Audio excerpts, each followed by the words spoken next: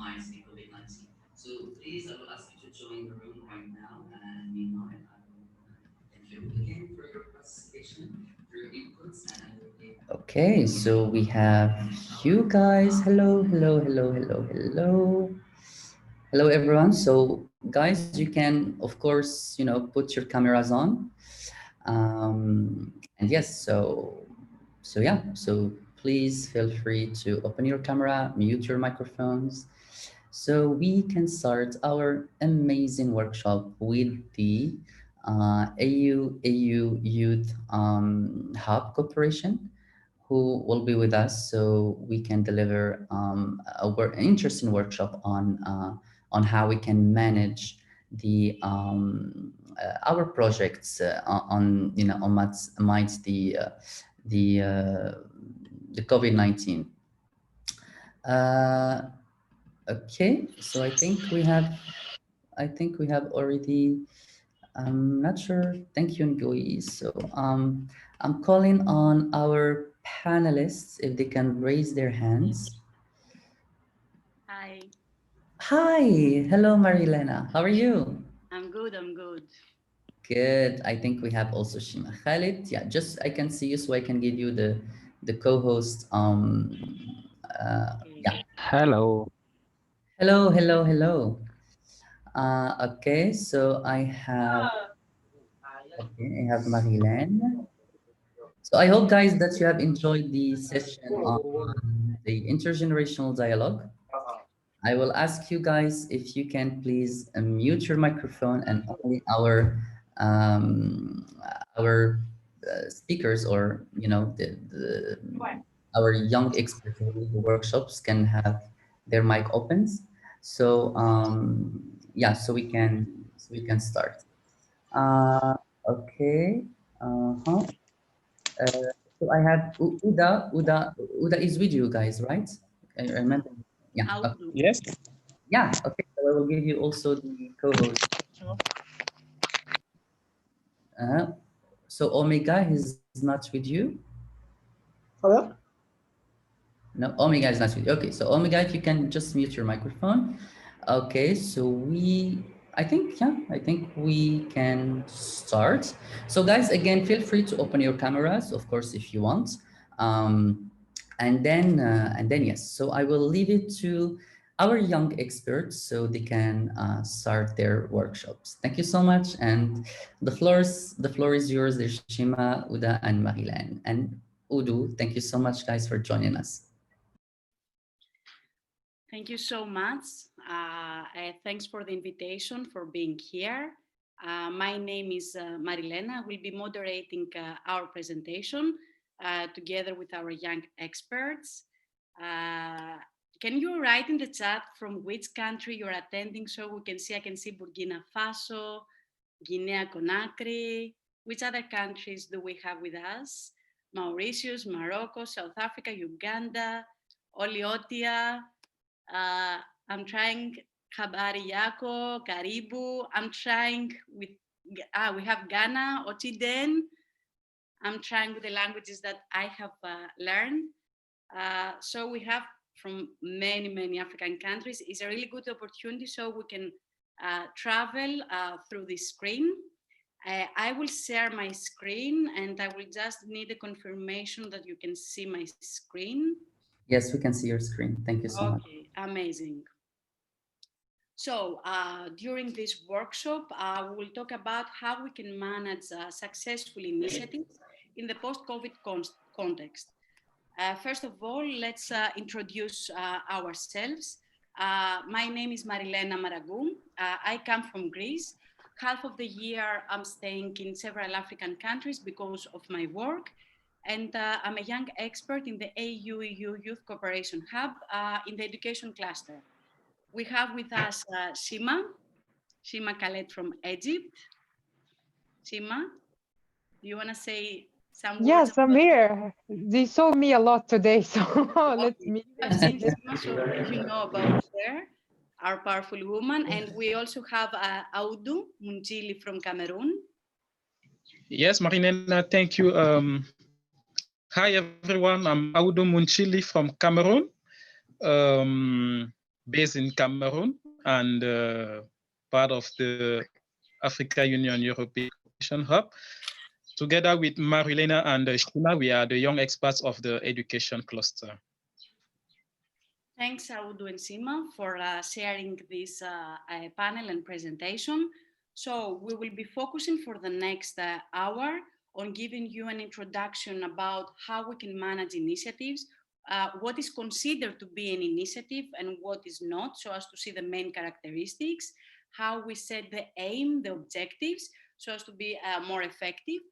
We will go also through some budgeting tips, because sometimes it's about the money, it's about the funding, how you monitor the funding, how you do a really good budgeting, because it will affect your whole initiative. And then we will focus on monitoring and evaluation of your initiative or project. We can call it as we want. It depends on what we are creating. And of course, we will give some time for questions and answers, because we want to hear from you. If you have any specific question for us, we will be more than happy to reply. And of course, you can follow us in our social media and get direct contact with us. So let's start off what is a project, what is considered to be a project. So we have created a multiple choice question. So which sentence describes better the term project? We will give you 3 options and I want you to write in the chat if it's A, B, or C. So, an endeavor that aims to change the world. B, an endeavor that aims to empower youth in East Africa for the period 2020 to 2022. C, an endeavor that aims to eliminate poverty in the world. So I want to see in the chat, what do you think about this question? 1, 2, A, B, or C? Let me open the chat. So we can see Nelson says B, A, B, A, B. So it's between A and B. So there is only one answer. I see most of you reply A. I can see also a C. Thanks a lot for answering to that. So the correct answer is B. And why it's B? Why it's not A or it's not C? Regarding A, the statement is too general. And having the aim of changing the world is really good. And it has behind like the passion that you really want to change the world, but it's not enough to describe your project, because by implementing one project, you cannot change the world. Even if you are a really good team, you have the fund, you have the really good monitoring and evaluation, your strategic plan, it's not enough to be considered as a project. So it's something too general. Then if we go to C, the statement, this statement does not have an ending time and it can last forever, like an endeavor that aims to eliminate poverty in the world. As you already know, because you are in the field of creating initiatives or you are thinking of creating an initiative, it should start a specific time and it should end a specific time. So it's not an option that it can last forever. So if you want to eliminate poverty in the world, it cannot be done in 1 year. So it needs something more specific. But if we go to the option number B, that an endeavor that aims to empower youth in East Africa for the period 2020 to 2022. It's really specific regarding also the geographical location, because in one project you cannot empower all the people of the world in the same time. And as you can see, it has a specific starting point and ending in a specific time. So let's go through the characteristics of a project, because each project, each initiative, in order to be considered a project or an initiative, should have specific characteristics. First of all, it includes activities that can take place once.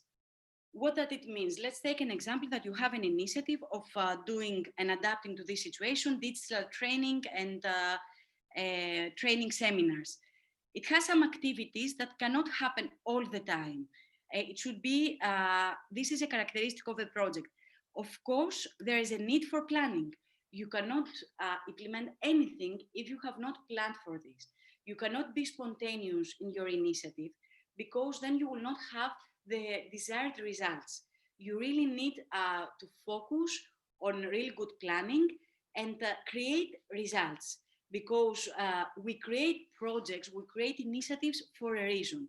We create some initiatives in order to have an outcome. This result can be a result that we can see. So it can be, for example, an application, it can be an ebook, it can be something that you can touch, or it can be more like empowerment of youth. So you empower them with skills and you do the trainings. You should always have a result. Otherwise, there's no reason of implementing something if you don't have a concrete result. As we said before, and we saw in our example, it has a specific starting and ending date. So it means that the project should start, let's say, for example, 1st of January of 2020 and finish at the time that we will see according to our planning. And always, always, there is a need for a team.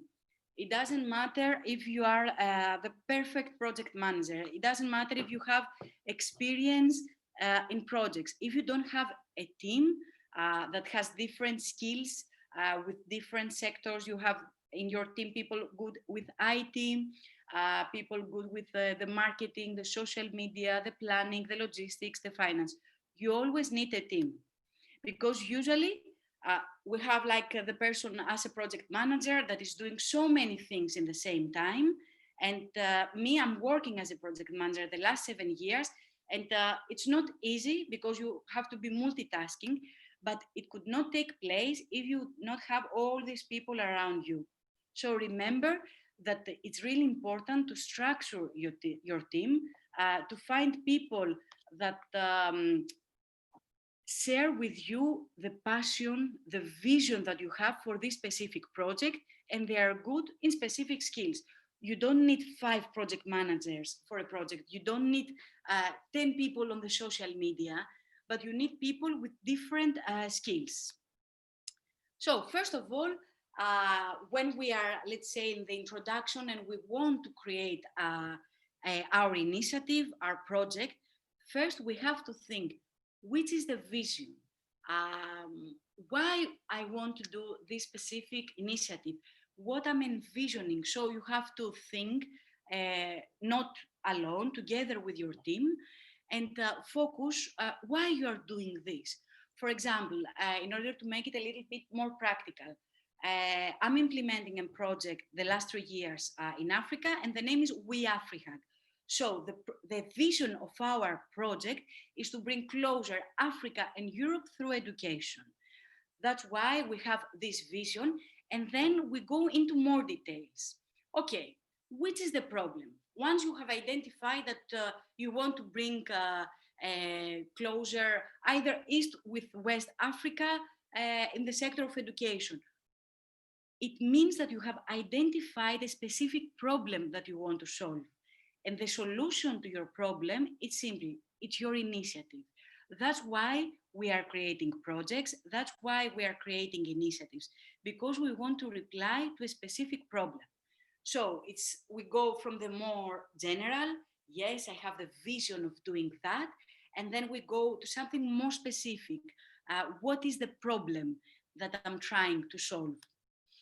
And then once you have identified what is the problem and you are sure that you have found, okay, this is the root of the problem, this is what I'm trying to solve, so I'm creating this initiative.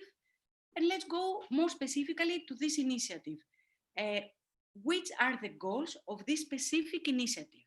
Because you cannot create like really 2 general things combining with your vision. You have to be really specific.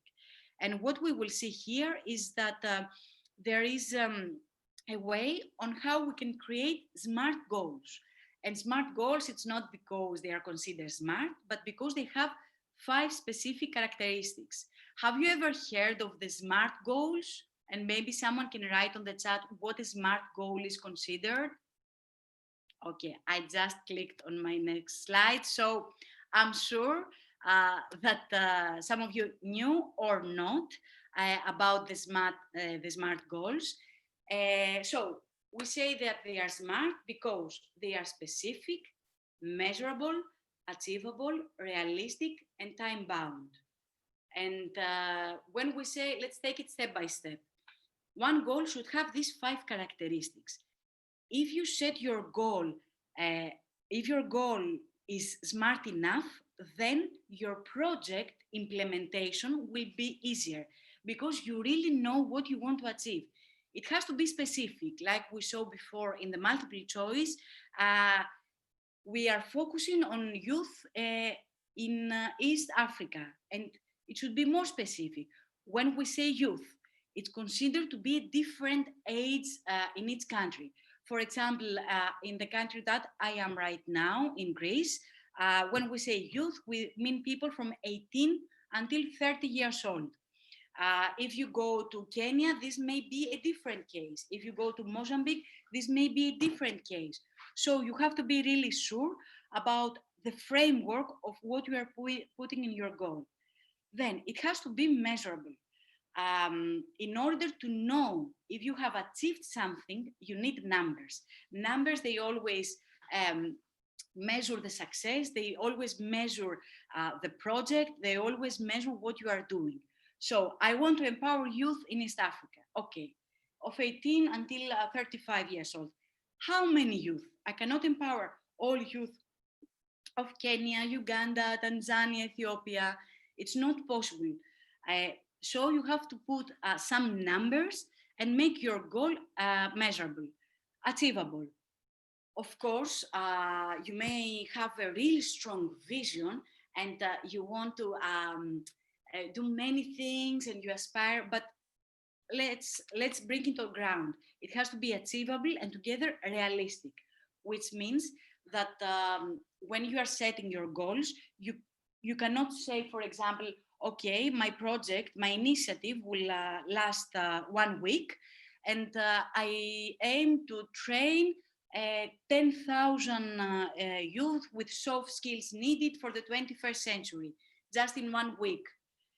It's not that realistic. I really admire you if you will make this, but it should have some realistic basis. So when, for example, you will be in the position that you will submit your project somewhere for evaluation, because I have been in the side of the evaluator is not so excited when it sees that something is not realistic and will not give you the fund, because the evaluator may think, okay, why I should give this amount to this person that it describes something really exciting but not so realistic, because there is a risk that this person will not be able to manage what it promises.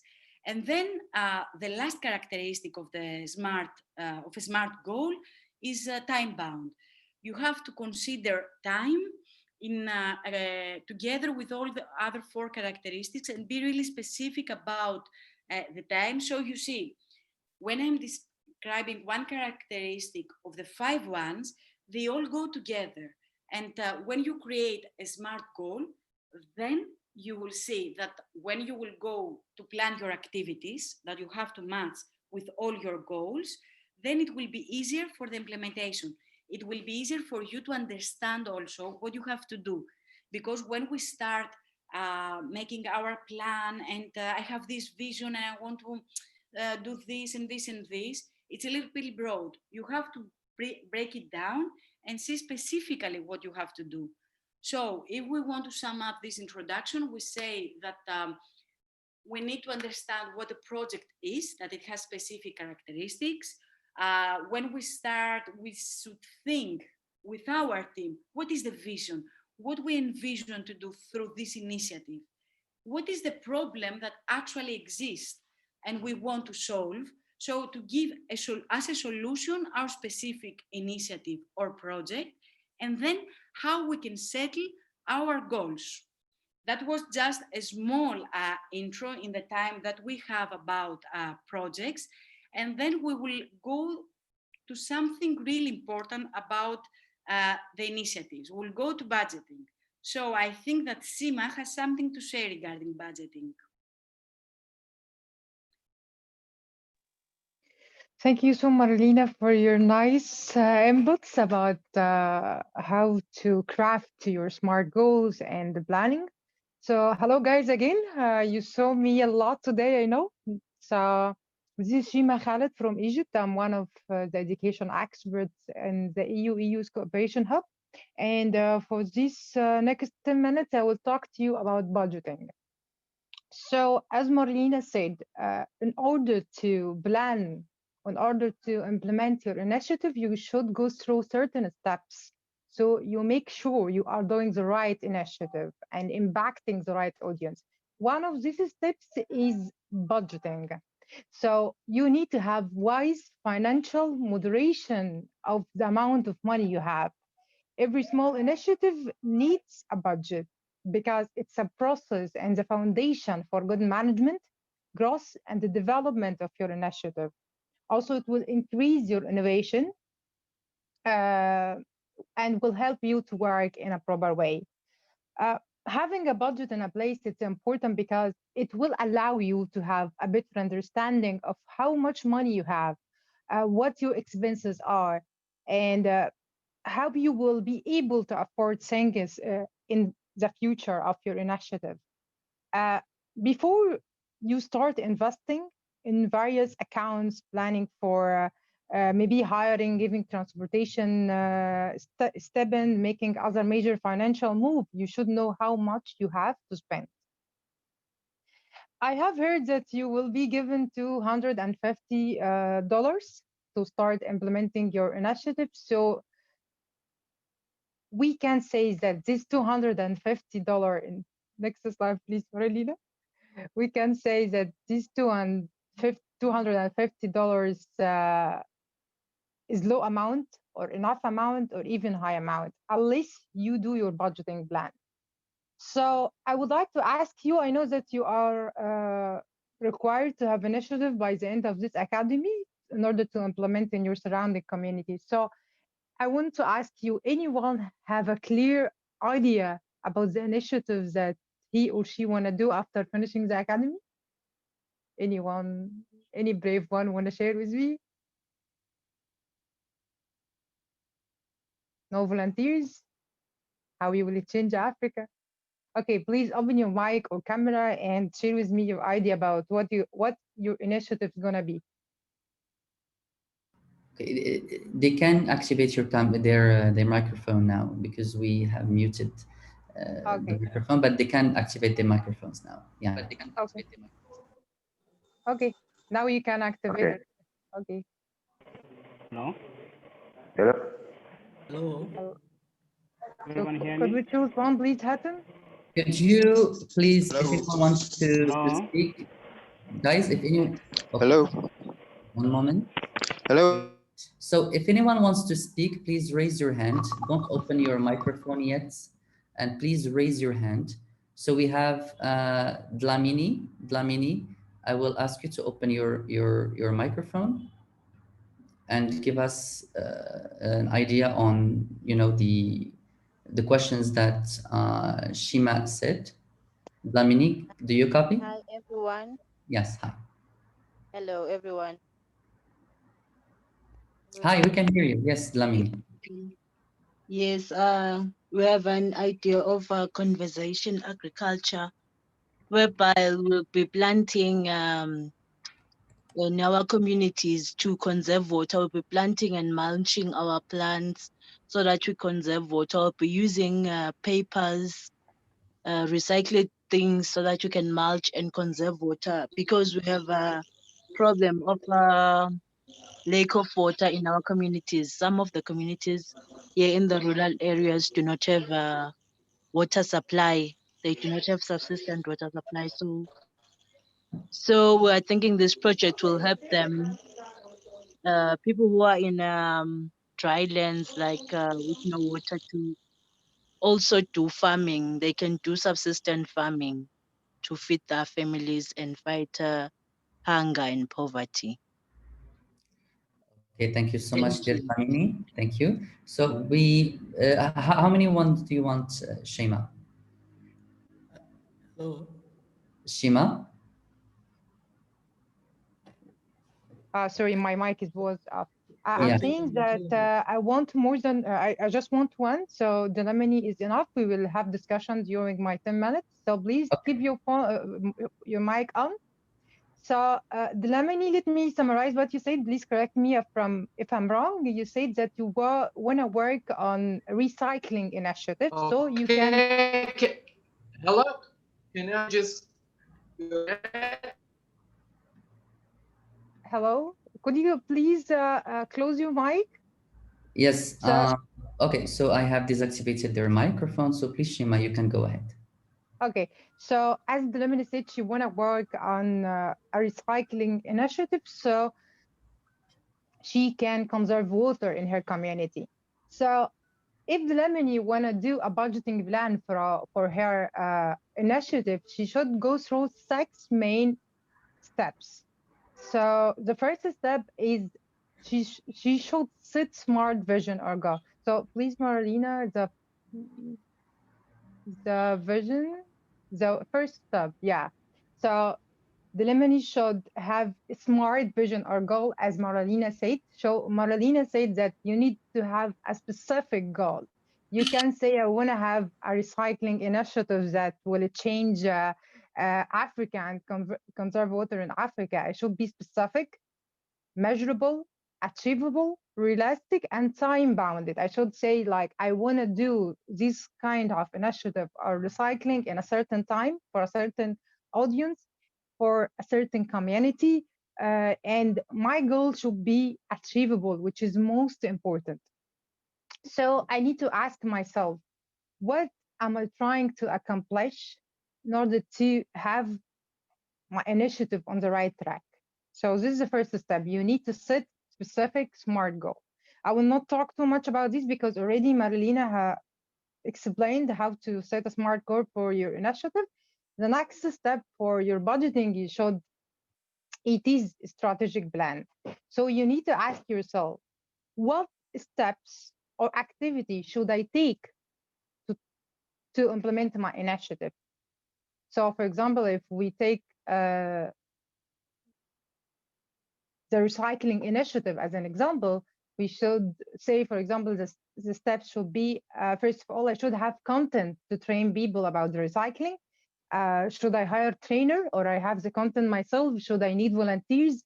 Do I need training room, or how can I reach the audience, and so on? So I need to be specified on which steps I should take in order to implement my initiative.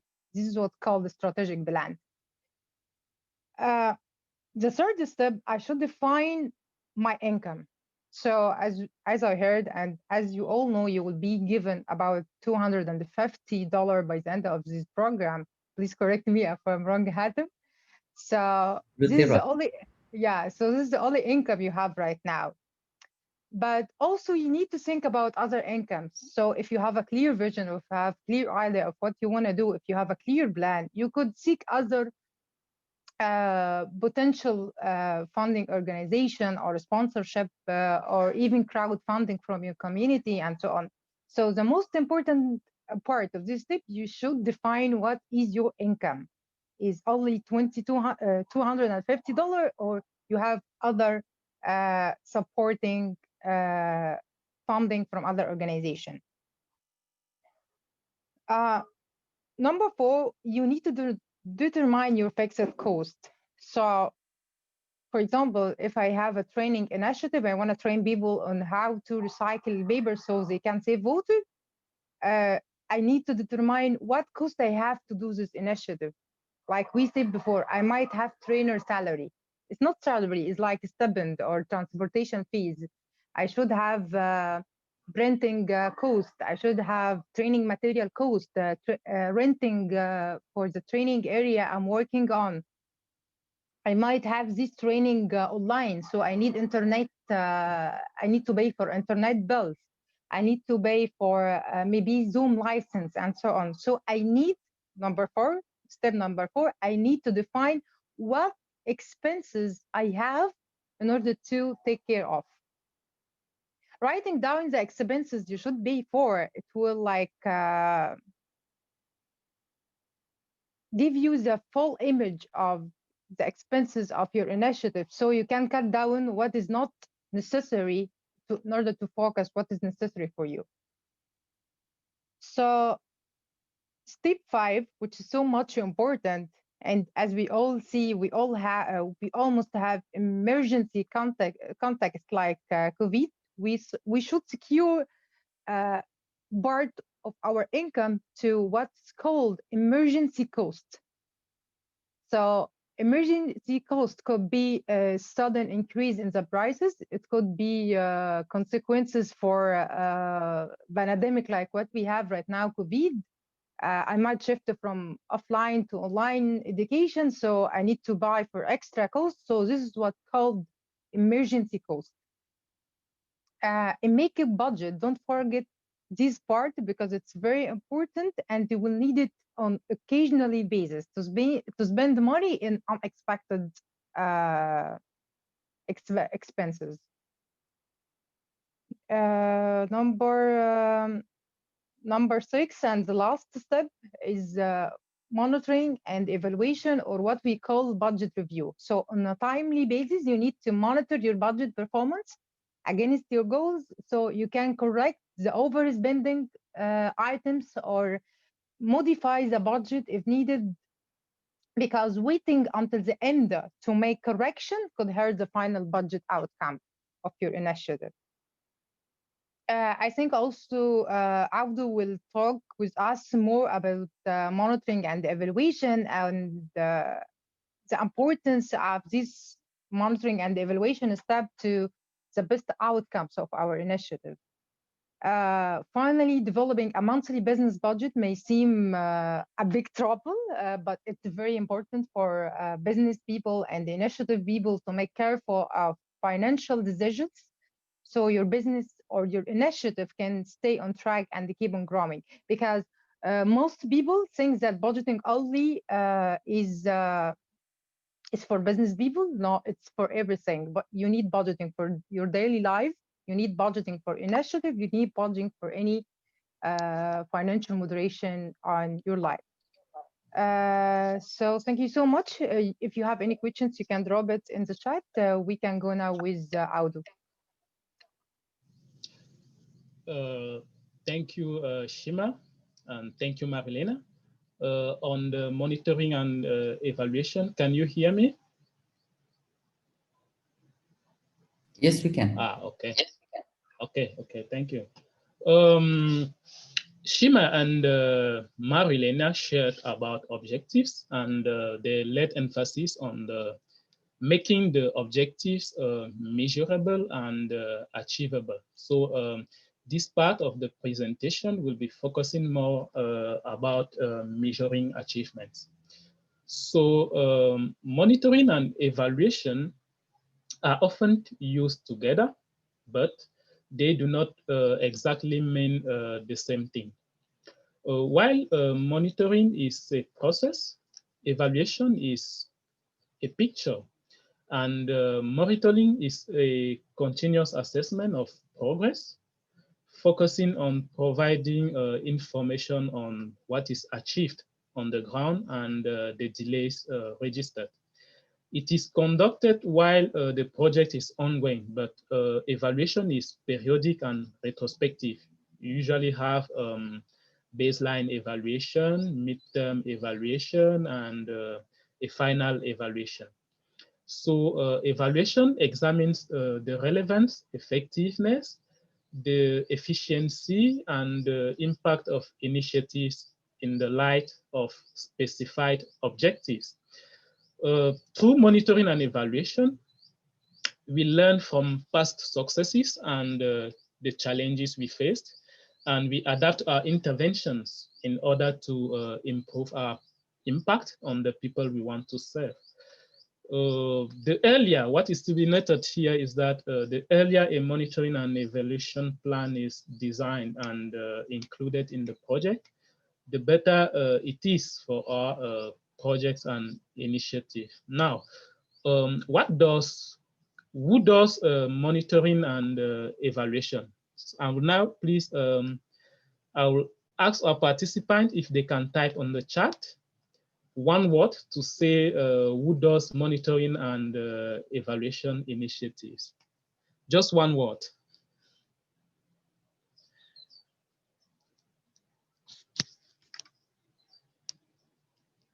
Let me check. US funders, M&E officer, project manager, donors, implementers, stakeholders, the officials, and so on. Thank you. We have mainly three groups of people intervening in monitoring and evaluation. And firstly, we have the donors, as many of you shared in the chat. Monitoring and evaluation activities are done by donors who finance the activities being assessed. And secondly, activities can be monitored by the implementing organization itself. And in this case, it is done by an independent branch of the organization or by the project manager and or the implementing teams themselves. And thirdly, we have external entities that also play a role in the monitoring and evaluation. And in this case, you would see an entity different from the donor and different from the implementing organization, which is usually contracted to conduct monitoring and evaluation activities. This is often done to ensure objectivity and credibility of evaluation reports, because the success of both monitoring and evaluation depends on the expertise and independence of monitoring entity or evaluators. This is why most often external entities are contracted to do these tasks. Let's now focus a bit more on what monitoring is. And here, there are three main reasons behind monitoring activities. Monitoring, first of all, provides detailed information on the progress and delays in our activities to all the stakeholders involved. With effective monitoring, we can have an oversight of the implementing stage, where we are and in comparison with where we wanted to be.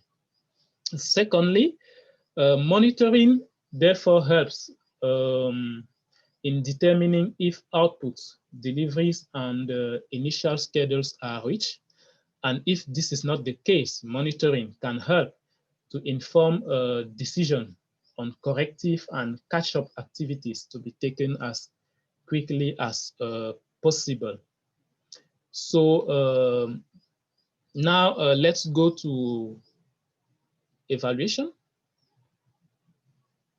And the question I would like to ask is, why do we or why should we evaluate our activities? The answer is there are four main reasons behind evaluating initiatives. The first reason of evaluating our initiatives is that we evaluate our initiatives because evaluation helps in identifying and isolating errors in order to avoid repeating them in future projects. Secondly, the reason behind evaluating projects relies in the importance of evaluation in underlying the promotion of success and identifying successes that can be replicated and scaled in ongoing projects or future initiatives. So evaluation is important for organization because it provides recommendations and lessons learned to the project managers, to the implementing teams working on the initiatives being evaluated or on similar initiatives in our organization. And these recommendations and lessons can be shared with partners and applied elsewhere in other organizations involved in similar initiatives.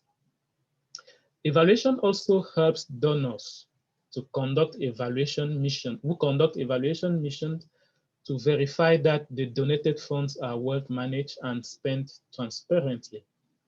And most importantly, for us who will be having $250, is that evaluation can be used to promote new projects and get support from government, also serve to raise funds from public and private institutions, and inform the general public on what we are doing and what our results are.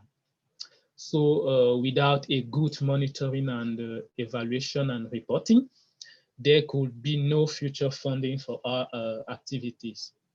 So how has COVID-19 impacted monitoring and evaluation?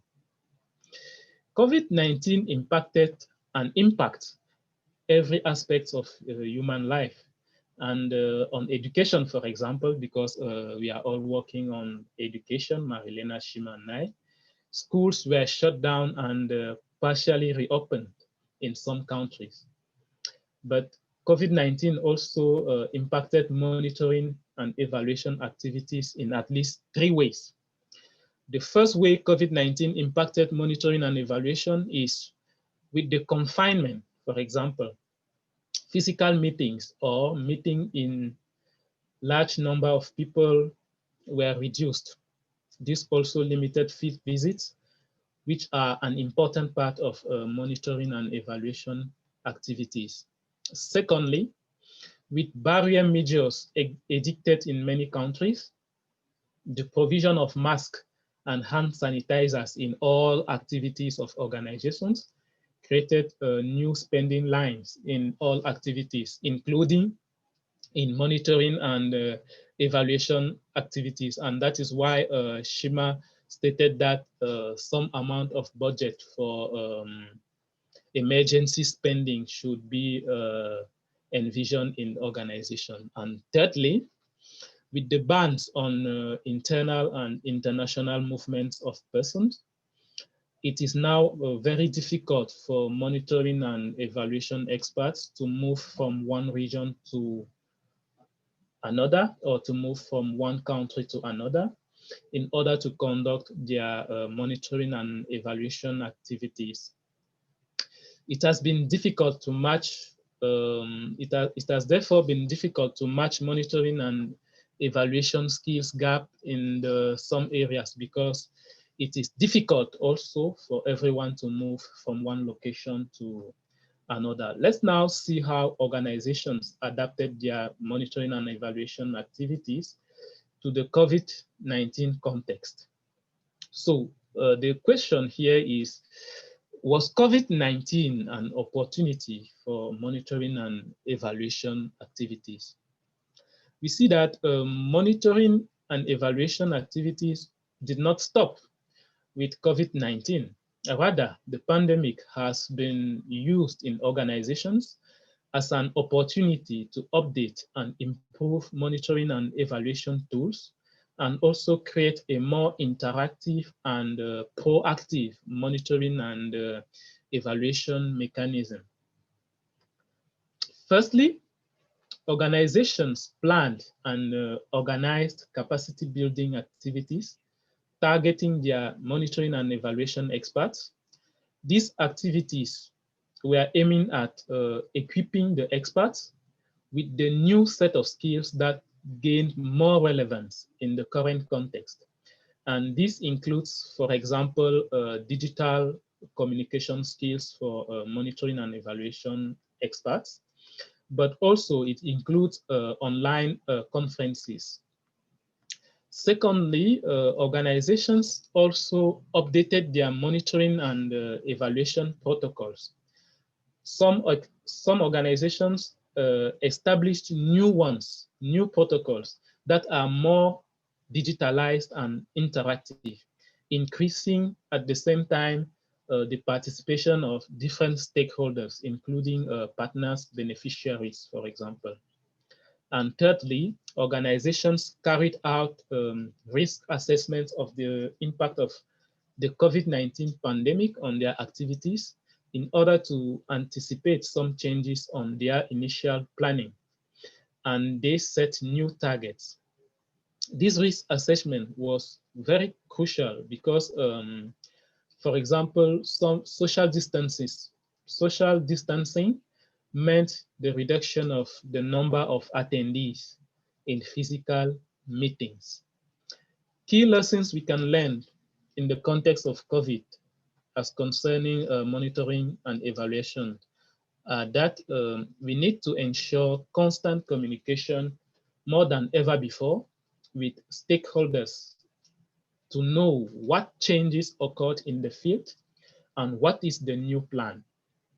Then, secondly, the lesson we have to learn is that that of adaptability and flexibility, because monitoring and evaluation in the COVID context really needs to be adaptive and flexible, keeping in mind the objectives of the project, but not ignoring the new needs occurring around you in your environment and adapting to the changes. Adaptability and flexibility here will therefore means, for example, in a case where monitoring and evaluation includes field visits, the ban on cross-border and in-country movement will not necessarily mean no monitoring and evaluation activities or less monitoring and evaluation activities, but rather it will mean a need to update monitoring and evaluation protocols and tools. And then finally, the third lesson is to also monitor and evaluate pivoted activities organized in responding to the new needs. This is to know what is the impact of these activities on the beneficiaries, on the initial planning and budget, but also on the organization itself. So thank you for your kind attention, and up you have the floor, Marinelna, for yes. question Thank you answer. so much, Sima and Daudu, for sharing this panel, for presenting this. I will reply. I see so many comments. The first is that we will send our presentation to the organizers, and they will forward the presentation to you. Is that okay, Hatim? Yeah, sure, sure. Thank you so much. Okay. Absolutely. We will share it on our Facebook group and then everyone can get access. Thank you so much, Marilena. There are no copyrights. It's just a transfer of our knowledge and how we implement the knowledge. I think, if I'm not wrong, that we have 10 more minutes exactly. So exactly, so we can take some questions maybe, yeah. Yes, we can take some questions. You can write in the chat, or I don't know if you can talk. So sure. So we have Fatumatu who raised her hand. So Fatumatu, I can see you. Where is Fatumatu? I want to give you the microphone. Fatumatu, can you raise your hand? I think we have lost you. But you have the microphone now open if in case you want to ask any questions. So we have as well Priscille. Otherwise, we could go to Priscille. Priscille, can you? Yes, I have given you access to your microphone. So if you want to activate your microphone. Yes. Okay. Here I am. Can you hear me? Yeah, yes, you can. Thank you so much. Yeah. Okay. I'm Priscille from DRC, and I want just to ask a question about the budget. When they say that we have to list everything that every activity, and to evaluate the costs. And I wanted to ask if we have, something like instead of employing other people, we say that we are going to ourselves. So is it good uh, to to pay ourselves also, or to evaluate the work that we are going to do while we are going to evaluate the budgets? I don't know if you understand well my question. Thank you, Priscilla, for your question. Yeah, I Sheila, got can you. you? Mhm. I got your question. I'm not sure if you are allowed to pay yourself from this amount of money. Maybe Hatem, he has the guidelines we will share with you, but I think not. You're not allowed to pay for yourself. Yeah. But maybe you can use part of the Okay. money for the transportation. Maybe if you have volunteers, for sure they will need to have like a cut budget for them for transportation or something like that. But for payment salary, I don't think you Yeah. will allow to do that. Absolutely. So maybe we can take two more questions and then we'll have all the answers. If I can go to Alvin T. Cooper. Alvin T. Cooper, please activate your microphone. I'm not sure if Alvin T. Cooper is here with us. Otherwise, I will go to Aisha Dabu. Aisha, if you can open your microphone, please. You can activate your microphone.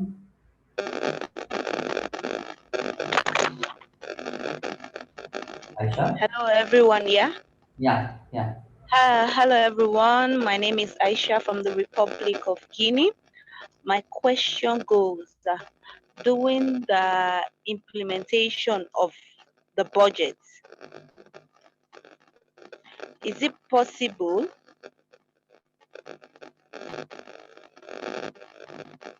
Yes, Hello? Aisha. It's possible to, yeah. Sorry. Yeah. Great.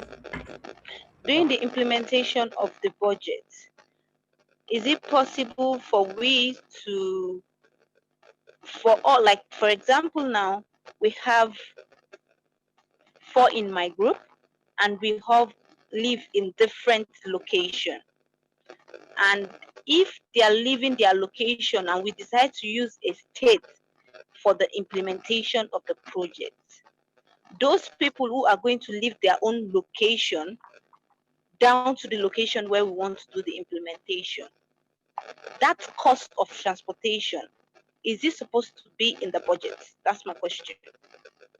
Or what we went for, we need to focus on that area and write it in the budget, because the budget cost is there already. So I want to know if those people are actually going to leave their location down to where we want to do the implementation of our project, their cost of transportation, is it part of the cost of the project? That's my question. Okay, thank you so much, dear Aisha. We will go to Shikina. Shikina, you have, please activate your microphone. And then we will go to Omega, and then we'll go back to our experts so they can answer your questions. Shikina? So, hi. Yes, hi. Hi. Go ahead. Yes. So my question is the following. So I have to present myself. I'm Shekina Itua from the Republic of Congo. So I want just to know if we have a lot of things to do with a mean which is very under or less. Is it possible to realize it?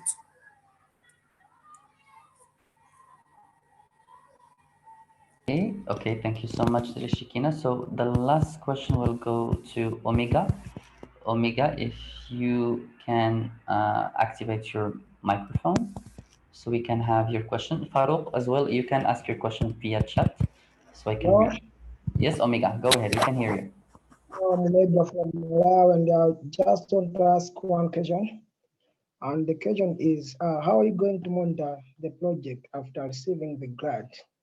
And the other question is, as for sure, others are not attending the meeting. So how are you going to sort for those guys that are not attending the meeting, but we're on the same group? So I don't know how to be this procedure. Just want to know how are you going to sort about those who are not actually attending the meeting? That was the question. Thank you. Okay, so if I understand your question, please correct me, Omega. So the first question is how you can elaborate your project after receiving the grant, and the other is for those who haven't attended the meetings, right? How we can send them the guidelines, right? Is that your question? Yes, for sure. Okay, so for the second question, it's for the organizers for sure. But the first question, I think I will leave it to the experts. So the final question we have from Farouk is, do we have to prove how we spend our grants, kind of receipts? For that, I will answer maybe on other occasion regarding this specific grant. But then Marilena, Shima, and the other speakers, maybe Audu will give you more insights on general aspects. So please, Audu, Marilena, and Shima, you have the floor. So thank you so much, Hatem. I think I will reply to Aisha. She's asking about the budget. So Aisha, we include every single expenses we have in the budget, even if it's still very, very small, we include it. So you asking me if we should include the transportation or not? Yes, you should include it in your budget. But the question is, do the academy allow you to spend some of this money on transportation or not? This is what's called fund guidelines. So these guidelines will be shared with you from the academy organizers. But you should include these kind of fees or expenses in your budget, even if the academy will not allow you to pay for it. So when you write down every single expenses you have, you might think about other resources or other funding organizations that could support you in those little items. Like, for example, many organization, international organization could support you in your initiative. There are some private companies that could support you through their CSR department. They pay for this kind of initiative.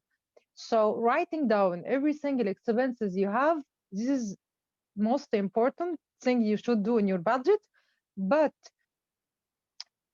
regarding the academy fund, if you are allowed to spend this academy fund on items such transportation and salary or not, this is not this should be shared with you from the academy organizer.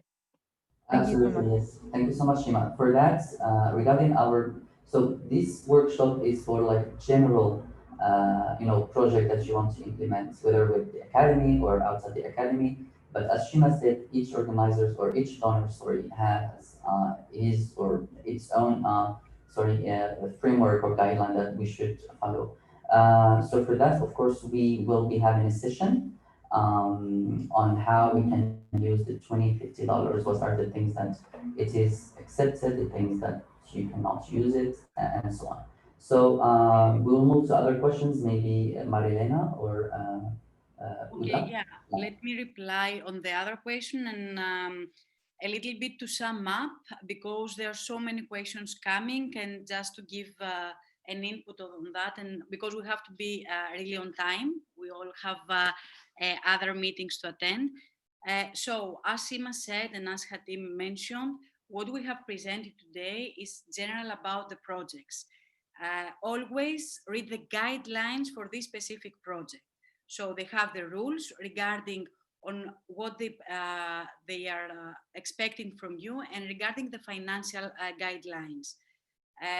Regarding if you don't have enough money, you see what you can achieve with this amount of money.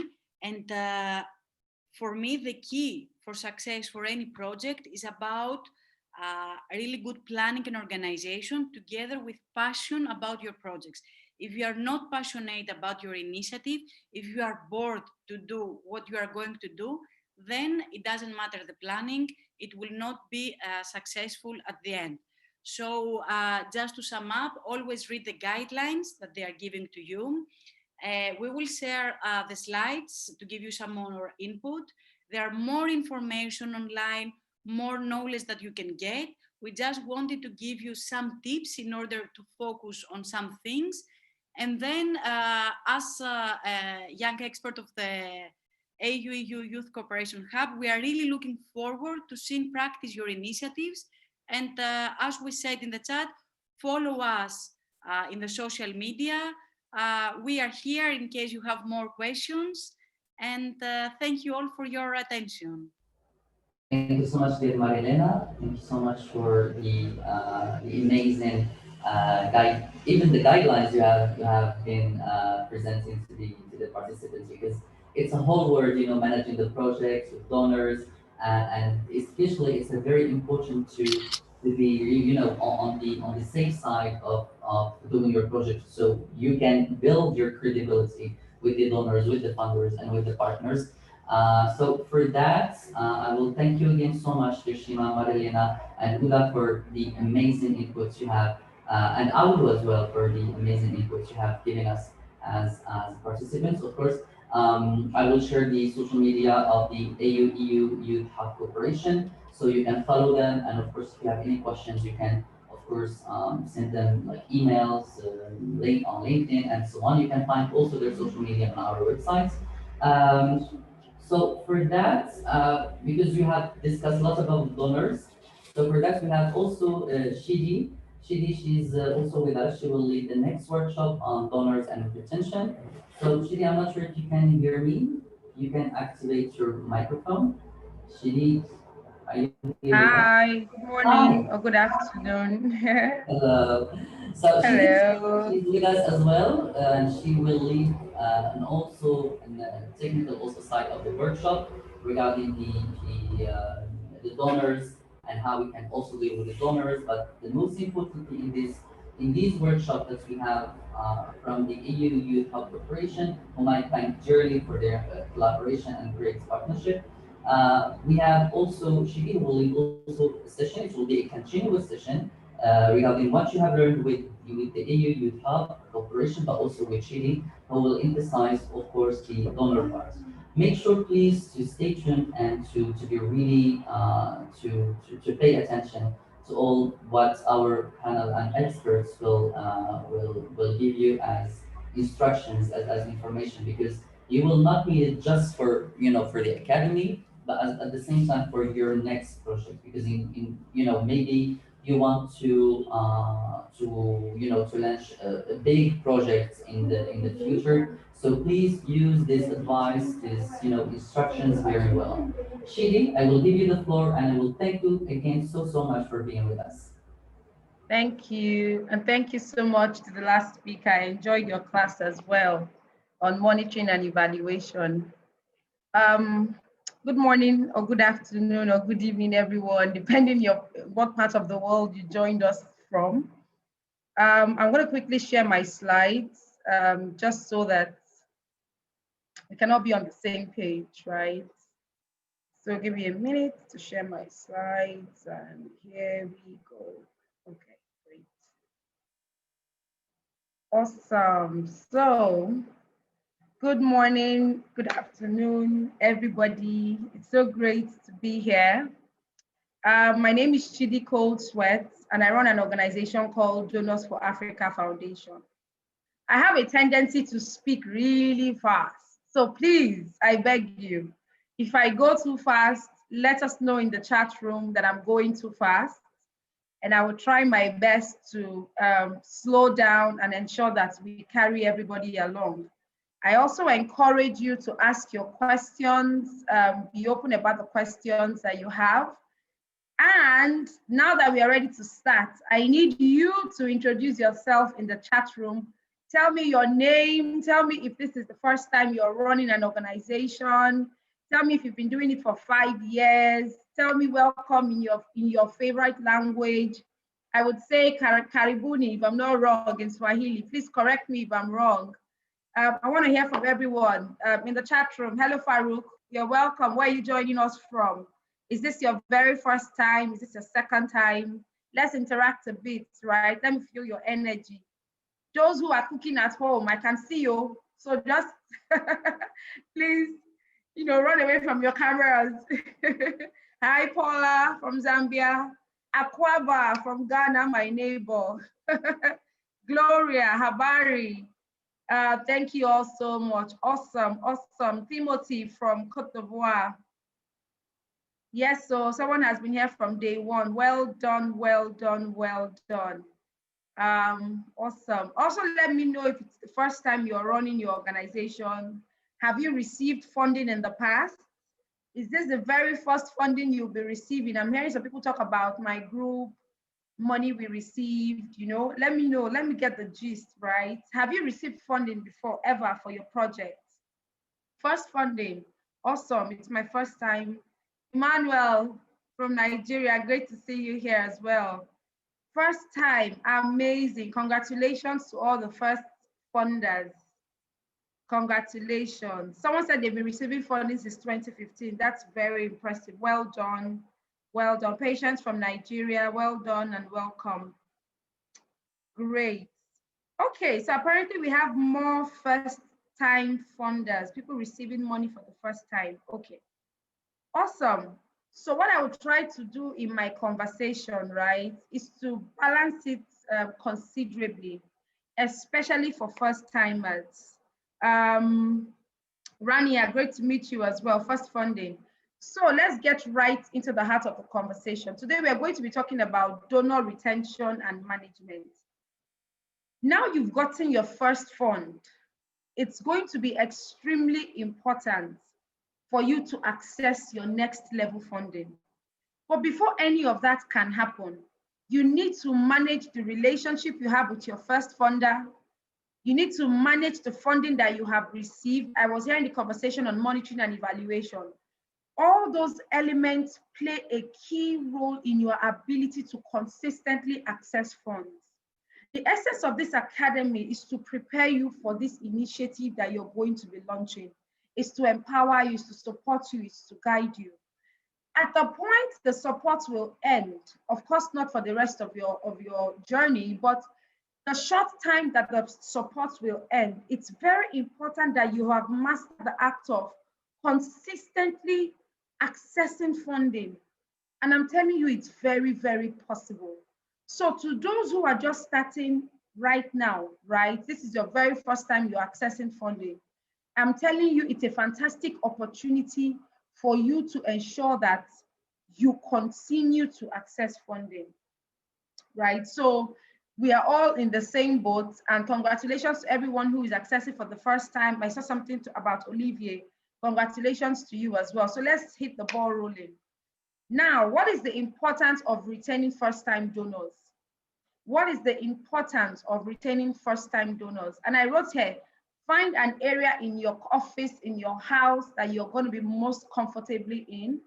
Please try to the best of your ability to sit and, you know, be straight up, assimilate, engage, ask your questions, and you will definitely not miss out on very important information.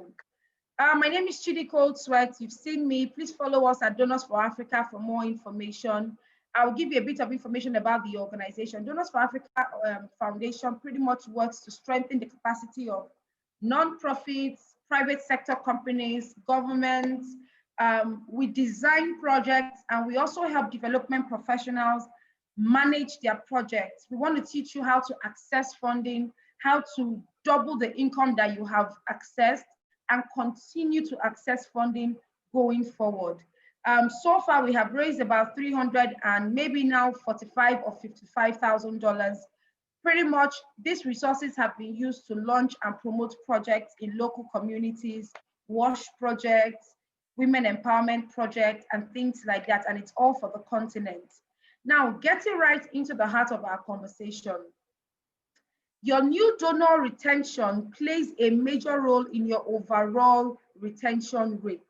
So what I simply mean by that is your ability to manage this first-time donor will play a key role in your ability to access future funding.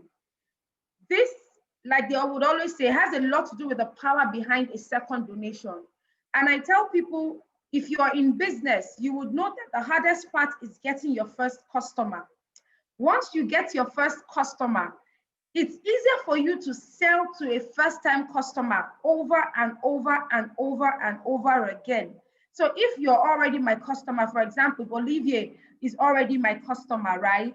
And I'm already selling goods and services to him, or I'm already providing a service in the development sector, or I'm managing a project that they have funded.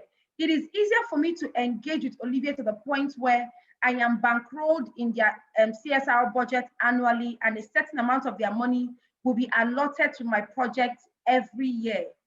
That can only happen if I am a first-time funder, or if I'm receiving funding for the very first time.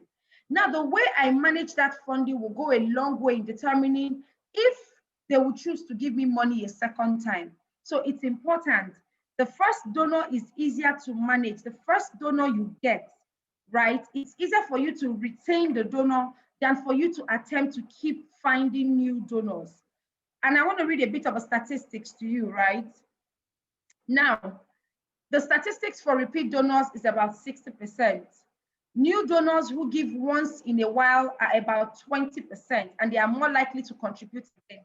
If you look at the screen, this is just a bit of a background. If you look at the screen, you will find that 2014, people who gave money the first time and gave money again was 24%. 2015, it went up to 25%. 2016, it came down to 22%. 2017, it went up. 2018, it came down. This is based on the last report that was released by Global Donor Research Center. So what it simply means is there is a major challenge with retaining first-time donors. There is a major challenge retaining first-time donors. And the essence of this class is to show you how you can stand out from these statistics. How can you get them to continue to give to you over and over and over again? Thank you all so much for the feedback. I hope we're still all on the same page. Now, the very first thing you need to do to be able to retain your donors is that you must have a donor acquisition strategy. What do I mean by that? Let me break it down, because I know we are not all speaking English speaking. We're not all from English speaking countries, right? So I'm going to try to be very, take it easy. Great. So what is a donor acquisition strategy? You have to have a deliberate plan in securing your donors. So there has to be a plan with your team. You need to sit and you need to begin to plan. How do we acquire first-time donors? It's extremely important. You must not assume that because you are running a passionate project, because your project is saving lives, because your project is transforming communities, don't assume a private sector company or a development agency will be excited to promote your organization. We have a free course on our platform that's titled Before You Get Funded, right? What that course teaches you, it's for free. If you go to our YouTube channel, if you follow us, we'll try and share the video. It's free information that we have delivered in several platforms. But what that course teaches you is that it teaches you the importance of understanding how your donor thinks. Every donor gives to you for a specific reason. And don't forget, we have different types of donor. I don't want to go too deep. We have donors, we have the private sector donors who give you mostly because they're trying to get a return on investment. They're trying to get brand visibility. They are giving you for a completely different reason. Foundations and development agencies give to you because of the impact that you're making in your communities, right? Please take notes. Patients, if you can, please leave a note in the chat room so that people can probably catch up if they are trying to find the points that I'm making. The first thing I said is that you must understand the way your donors think and why your donor is giving you money. Remember what I said, you may have a fantastic project, you may have a passionate, life-changing project, but don't assume that you are receiving funding because we love you. No, yes, we love you, but it's an extremely competitive process. So it's important for you to know why a private sector company is giving you money. 80% of time, they want the return on investment, right? They want brand visibility. They want to be seen. They want to be heard. They want to be celebrated. They want to be seen by the government to be making an impact in the communities. They want to get tax reduction. This is me being honest. They want to get tax reduction levies and things like that. And that's why they fund the work that you do. Automatically, if you want to acquire a private sector company to fund your work, it simply means you must ensure that you are showing them how your organization can increase their brand visibility. How can your organization increase their social relevance? How can your organization make them look good? That's what you're selling to a private sector company. Now, when you're selling to a foundation, to an NGO, to a DFI, to a USAID, or any other private or private foundation that's giving money locally, you want to tell them the impact that your project is making in the lives of people. Why? Because that's what's important to a foundation, an NGO, a grant-giving organization, impact. So when you want to acquire a new donor, when you're working on your donor acquisition strategy, you must be very clear. Who am I approaching for funding? Like I said, there's a whole science to who you even approach for funding. So please try and watch that video. Who am I approaching for funding, right? Why am I approaching them for funding? And what do they want out of the funding relationship?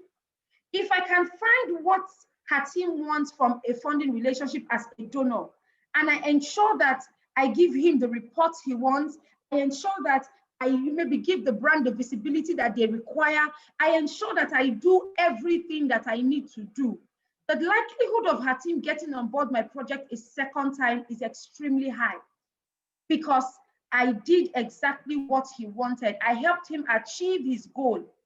Never ever forget, funding has nothing to do with your project and has everything to do with the project or with the goal of the organization that is funding you. Funding, I will repeat it again, it has nothing to do with the project that you are implementing, but it has everything to do with your donor and why your donor is giving you those resources.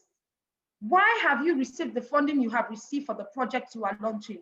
You need to know your donor's why.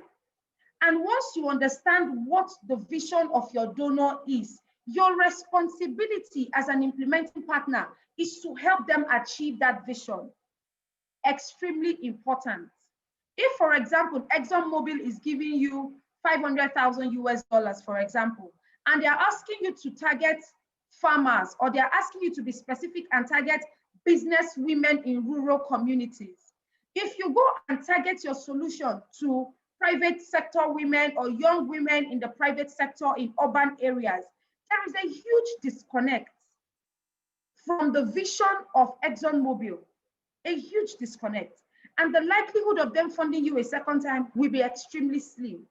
So whatever the vision of the organization that is funding you is, you want to ensure that in your implementation process, you are capturing the vision of that organization and why they are giving you the resources they are giving you.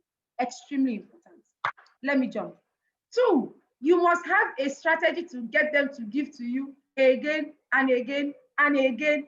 So what it means is you must develop a beautiful relationship with your donor. And I'm not asking you to, what's the language I'm trying to avoid? I'm not asking you to be pretentious, right? I'm asking you to be genuine in your engagement with your donor. What's important to them? How are you updating them on the project? How are you keeping them informed? What is the reporting cycle as? Are you reporting, are you submitting your report as at when due? Or are you going to be one of those people who wait until they send you 15 emails before you respond? Right? Please, there is a cat, the meme cat on social media. And one of the cats, the first picture frame, it shows the cat when it's like this and it's like, please give me some money, please give me some money, I'm good, I'm good. And then in the second frame, it shows the cat being very proud and big and very arrogant looking. And it says, is it because you gave me money? That's why you won't allow me rest. Let us not switch personalities the moment you have accessed funding. Don't forget, you want to have a fantastic relationship with your donor so that they will give to you over and over and over and over again. Number 3, find out how long they have been giving. How long has your donor been giving? What are the sort of projects they have been funding in the past? Are they first-time donors? Are they second-time donors? How long have they been giving? It is an extremely important process in your ability to consistently accessing funds over and over and over again. Great. Thank you so much. Yes, you can get my email. I'm sure the team will be happy to share that information with everyone. Yes, Thank you all so much for the kind words. Okay, I wanted to be sure there are no questions in the chat room. Awesome. Now let's move on to the next presentation. So why do donors stay? This is a bit of a tip into why donors stay. Number one, the organization produces the right outcomes. In other words, you produce the right results. Don't forget, when you're setting out outcomes, your outcomes must be specific. They must, or rather, they must be SMART goals, right? You must have SMART outcomes that are measurable, that are specific, that are targeted. So don't say things like, we are going to be training women and girls in XYZ community. Your outcomes should be so specific that your donor can see when you have achieved that particular goal. What do I mean by that? Where this is an example. We will be training 50 women in 16 local government areas in Kinshasa, one thing, on XYZ skill. You want to be very specific. So your donor will stay when your organization produces the right or the correct outcomes.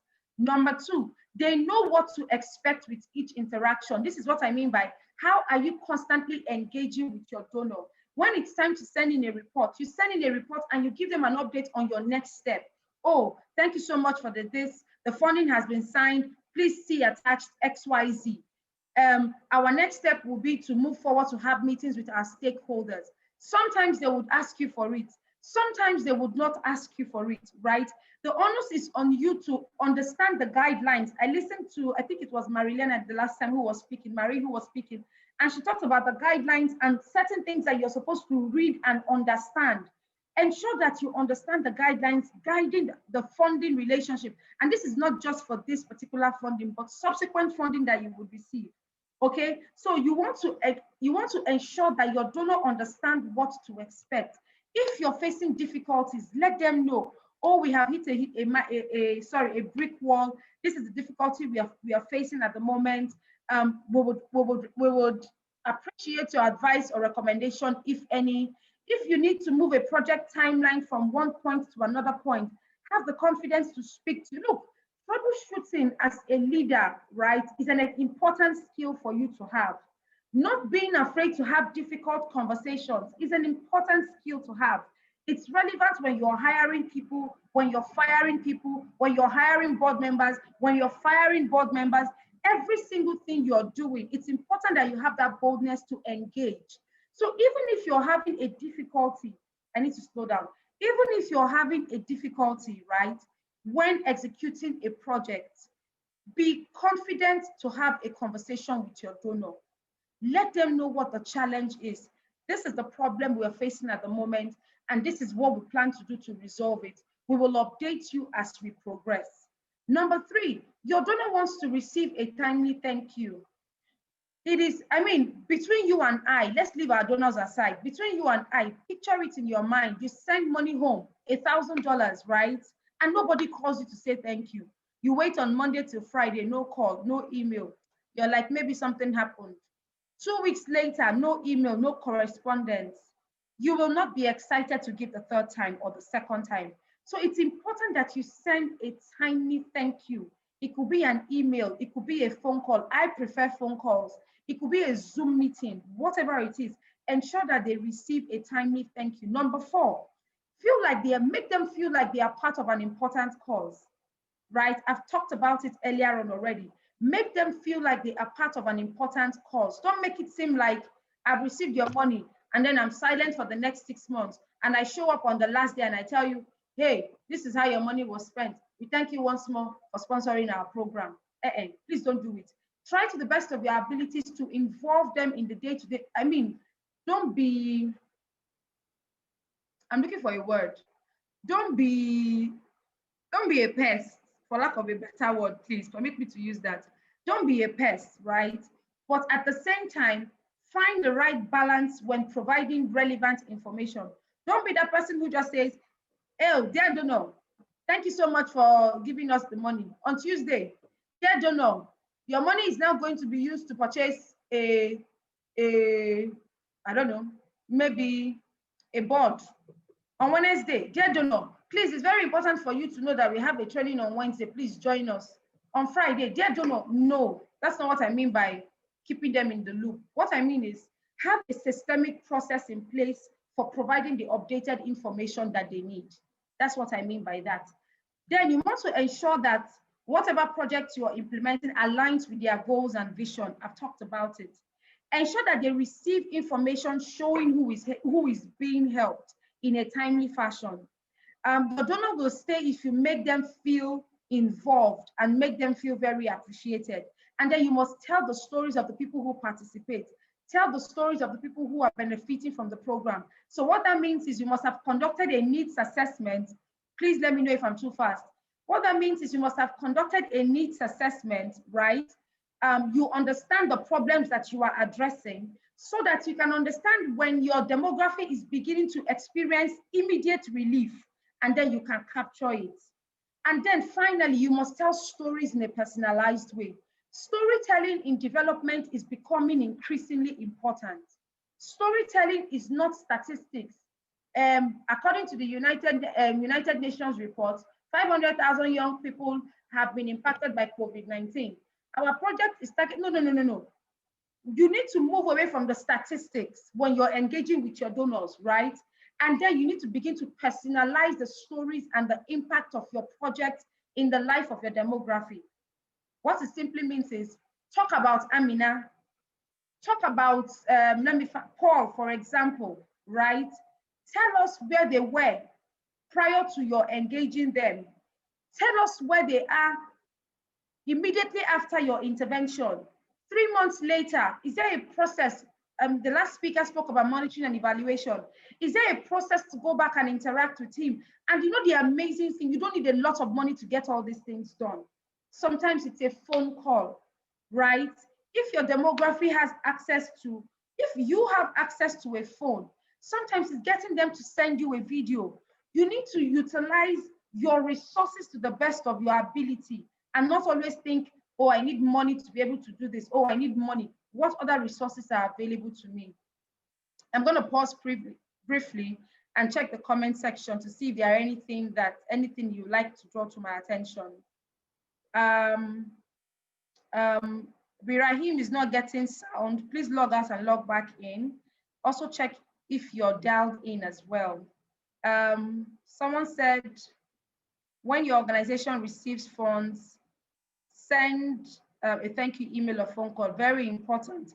Herman said, pragmatism and practicality is the secret sauce for keeping conversations going. Absolutely important. Thank you for that. Communication is key. Omega, thank you for the kind words.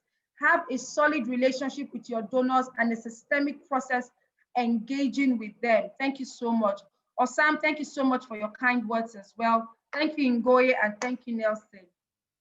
Yes, Nelson, thanks for that. I'll slow down a bit. Awesome. So let's proceed.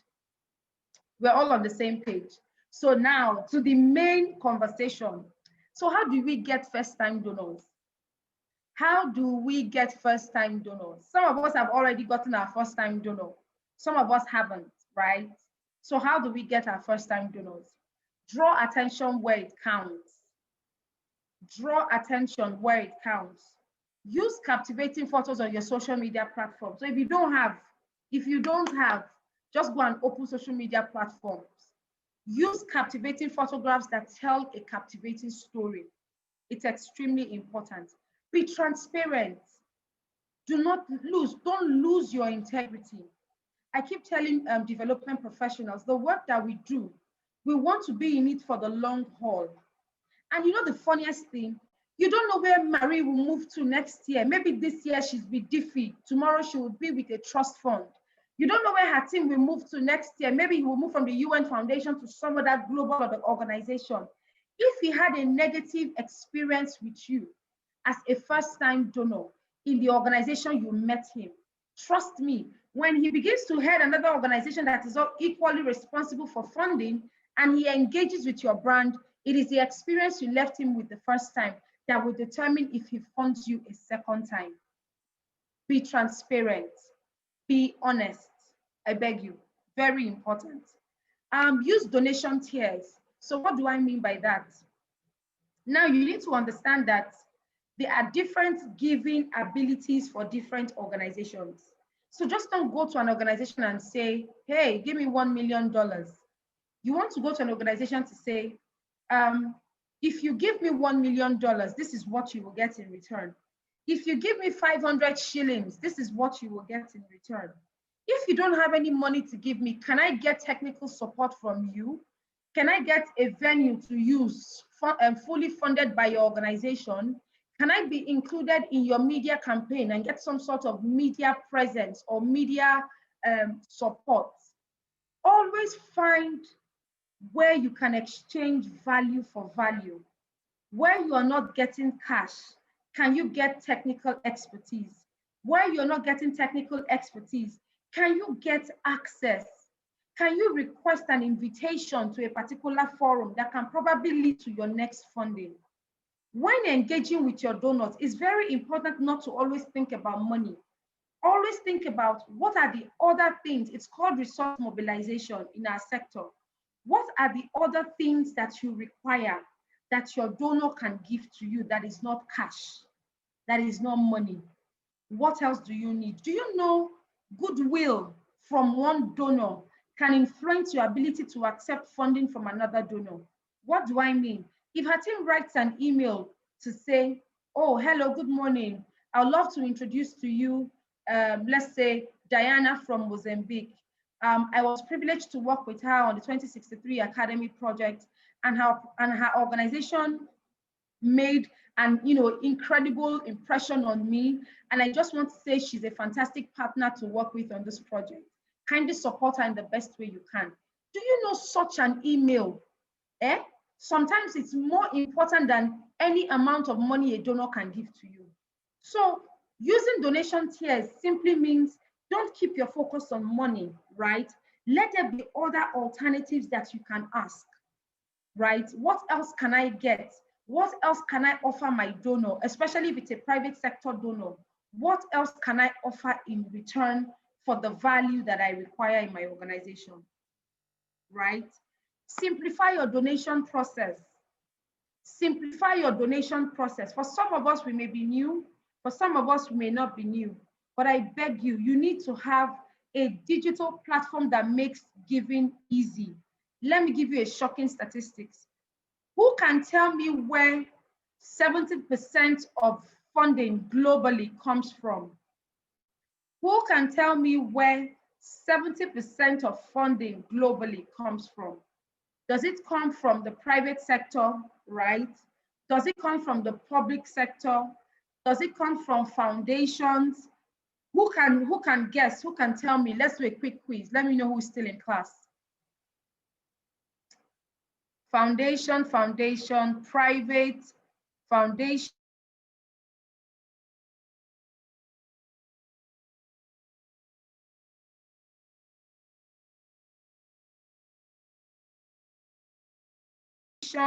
Private. Who else is coming with more info?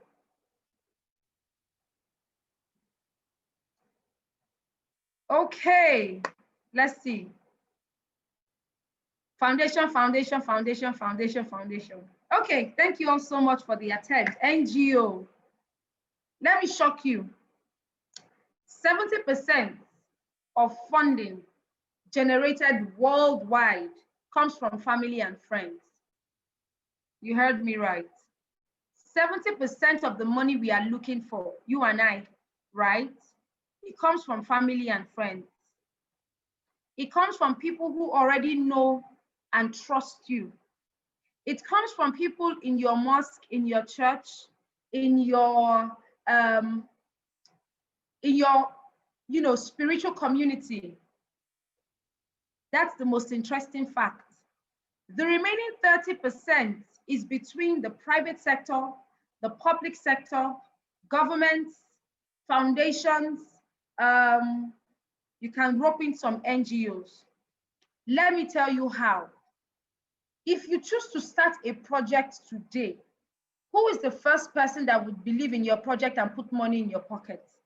It will be a friend. It will be a family member. It will be someone from your office. It will be a colleague. It could be anybody, right?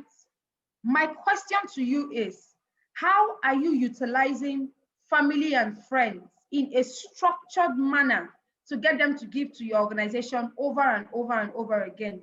Let me give you a classic example. Let's say you have a donation process I don't know the lowest amount of money in your country, right? But let me say you have 10 shillings as the lowest amount of money for donation. And you say to 100 people, we want to get 10 shillings from you every month. This is an automated process.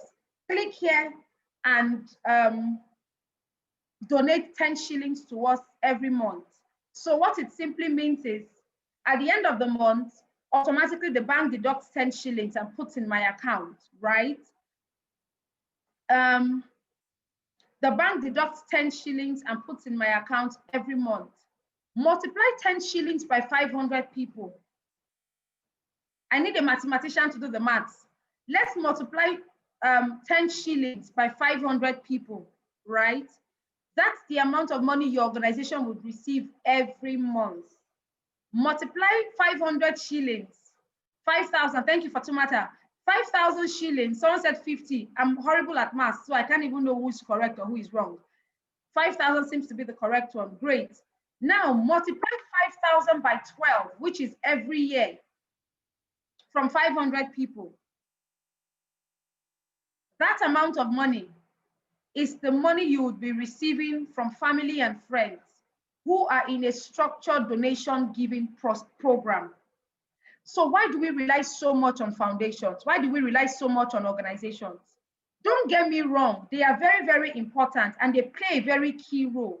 However, the funding you will get from a foundation, there is a process involved in it. It's an external factor that you cannot control. They can give you today and not give you tomorrow because maybe the country they've decided to fund has changed. The projects they've decided to fund has changed. You have absolutely no control over an external donor like a foundation or like a grants giving organization who gives money within a grants giving cycle rather. So why are we not exploring our donation processes?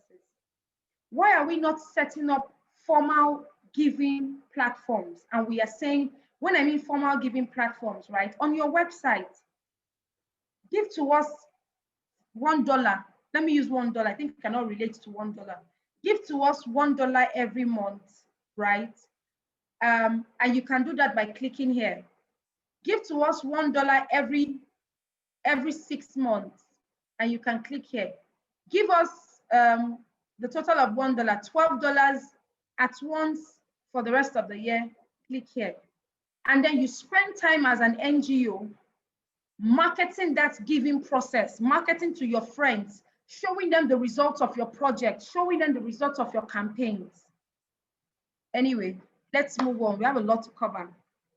Now, something else again you want to do, simplify your donation process, make it very easy, right? People should be able to do transfers. People should be able to drop off cash. People should be able to use their cards. I mean, these days, use their cards to pay into your organization's account.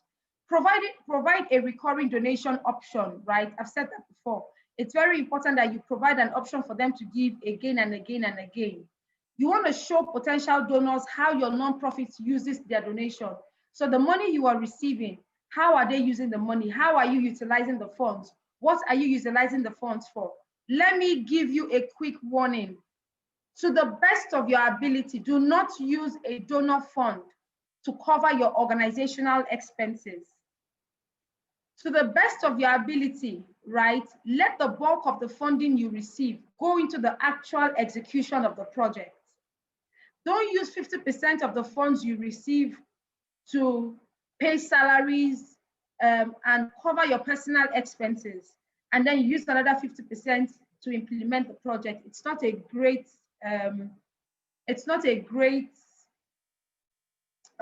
please, are we still in class? Can you all still hear me? I feel like I'm alone.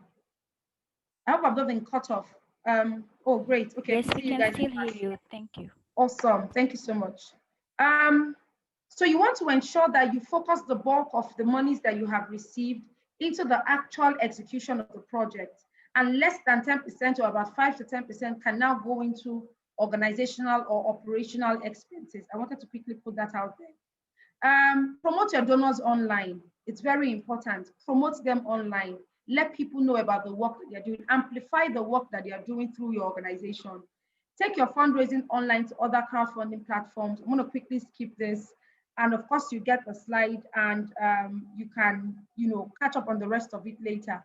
But this is pretty much how you acquire your first-time donors.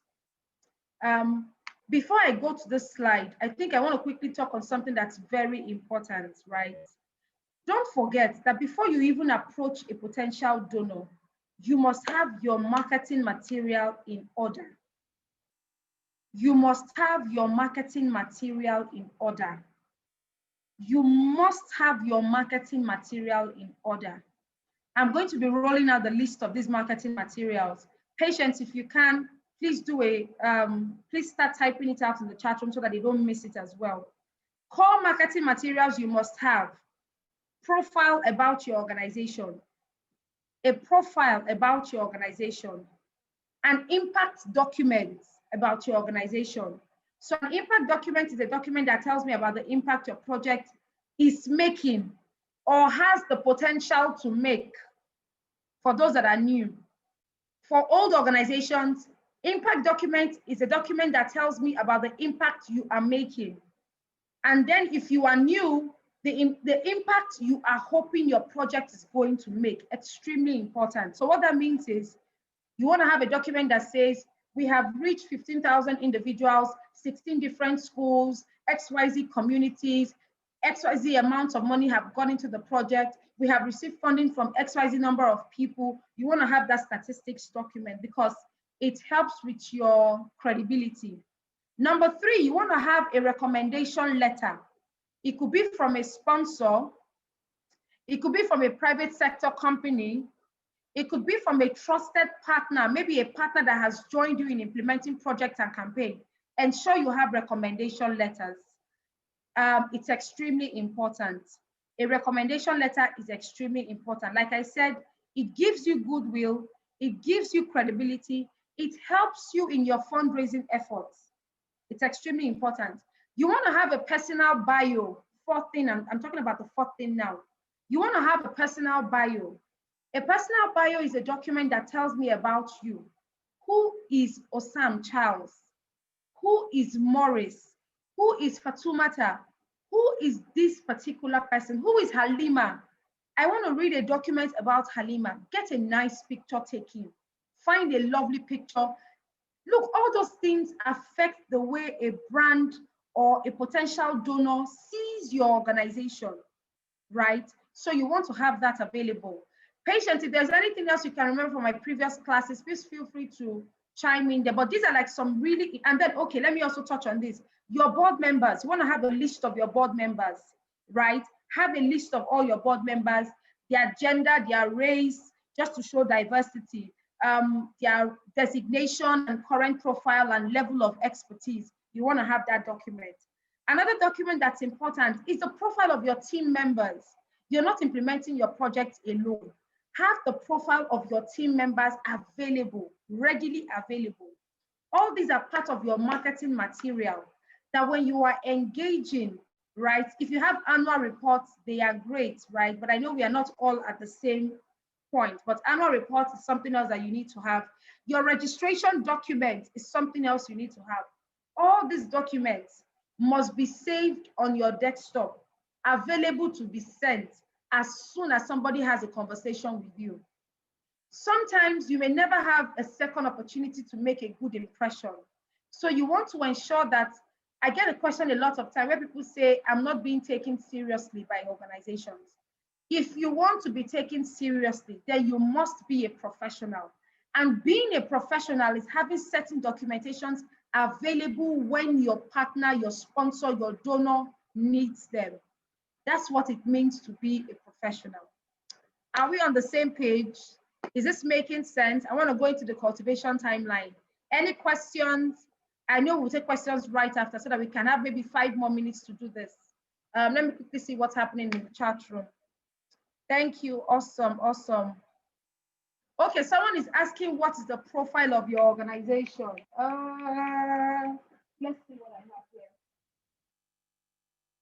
Now, right, the profile of your organization is simply something that says, for example, let's say, I don't know who to use. Mawatafa Foundation, for example. It says Mawatafa Foundation, right? It has your contact details, your social media pages, your address, if you have an address, you know, nice looking document. Mawa, I can see you. Then you want to have something that says about us, right? That's what a profile is, something that says about us. Who am I? What do I do? What is my mission? What is my vision? X, Y, Z. Those things are very important. Thank you, Hatim. Awesome, fantastic. So great. So I've talked about that. So let's move to donor cultivation timeline. And this is where I'm going to switch my presentation. Donor cultivation timeline. Thank you. This is going to be done in 2 minutes, right? I would also be sending this to you guys, right? So that you can have them available. Donor cultivation timeline. I'm opening my documents and we'll be discussing soon.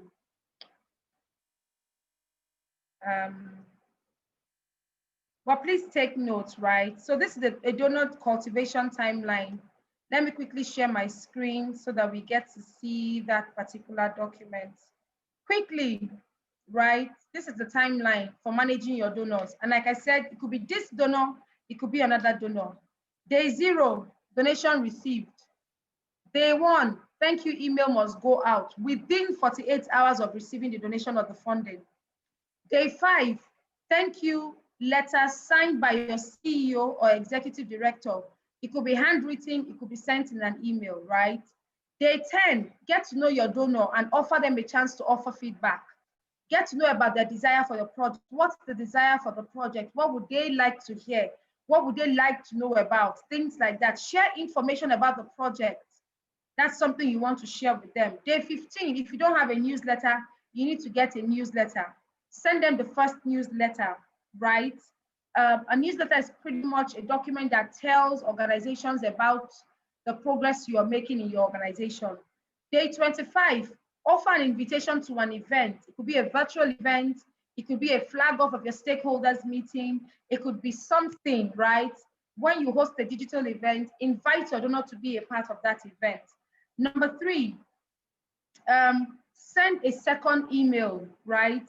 Send a second newsletter, give them a general update. Day 50, send a stewardship email. Send an email on how your donation has been utilized so far. Share a personal impact story. Day 70, send a third email newsletter.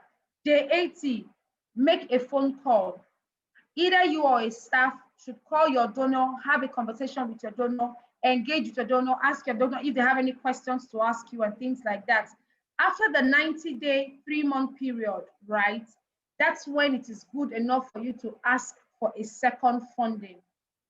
That's when it is good enough for you to ask for a second funding. But before you can ask, make sure to send a report about the program, the impact of the program, before you start making a fresh appeal for funding. This will be emailed to you, so you don't have to worry. You can, look at it and now probably pay more attention to it. Finally, on our presentation, we're going to quickly talk about certain things that are very important. This is the screen. I suspect I've not swapped. Let me quickly swap that. We have less than 5 minutes to go. So on the screen, you're going to see one of calling your donors, right? This is one of the best ways to engage with your donors and look at the retention rates. For people who made no phone call at all, right? 40%, 33% of them were never retained by their existing donor. One phone call, about 41.24% of them were retained. 58.2% received money again and again and again because they made more than one phone call to their donor. Never underestimate the importance of a phone call. Then you would also get this slide. This is pretty much to show you how the conversation can go. If you're not sure about what to discuss with your donor, this is how the conversation can go. These are some of the things that you can say. This is how you can probably engage your donor to be sure that you will thank them for their contribution, get to know them, remind them of your mission and things like that. Talk about growing relationships, talk about other partners. You know, these are just pretty much certain conversations to have with your donors. Yeah, you will have all this information available. Finally, I want to talk about this, right? In your thank you email to your donor, this is the first example. Our organization has now received resources to feed 25 additional families for Thanksgiving, thanks to your generous gift of $100. Versus this feedback from your donor. Your generous donation of $100 has helped provide a full Thanksgiving dinner for an additional 25 people this year. On behalf of them, we say thank you. It's very important to communicate, articulate correctly in your local language when engaging your donor. And these are some tips. We can never exhaust it like I think Hatim and Marie said earlier on. You can never exhaust the amount of information we can give to you in so short a time. But I hope this helps. Most importantly, I hope you practice it. Don't allow us talk in vain, please. Practice what we have learned today and promise yourself to implement one for the month of December. Just tell yourself, I'm going to implement one tip from this presentation. It's a better way to start rather than get overwhelmed with where do I start from. Pick one and start from there, right? And it's a more sustainable way. Hatim, thank you so much for inviting me to this session. I hope it was valuable to the team, and I'm open to take questions from the rest of the house. Thank you so much, guys. Thank you. Thank you so much, Chidi. I think that all of us, we agree that we loved your energy, your passion, and it shows how much you love your work and how much you want us also to be a better in what we are doing. Thank you so much, dear Chidi. I think we can have two questions. Okay, so I have Chikina. Chikina, I have opened your microphone. Please activate it, and also Amani. So, Chikina, I think we can hear you if you can. Yeah. So my question, I'm Shekina from the Republic of Congo. So my question is the following. There are certain donors who are too much exigent. So if you got, for example, a project and you want to implement it, they will propose you to do as they want. So in that case, what will I do? Okay, thank you. Thank you. So I think we can have like three questions, and then we can have an answer. So I have Amani. Amani, you have the microphone. If you can activate your microphone, please. Amani, if you can hear me. Okay, then maybe I can go to Aisha. Aisha, please activate your microphone so we can hear your question. And of course, you can send all your emails to the donorsforafrica@gmail.com. It's on the chat. Okay, so Aisha, do you hear me? Can you activate your microphone, please? Or yeah, okay. So maybe we can answer this question, and then we can see if there is any question on the chat. The microphone and the floor is yours, the African queen, as Osman said. Thank you, Chidi. Yeah. Okay. Chidi, you have the microphone. Yeah.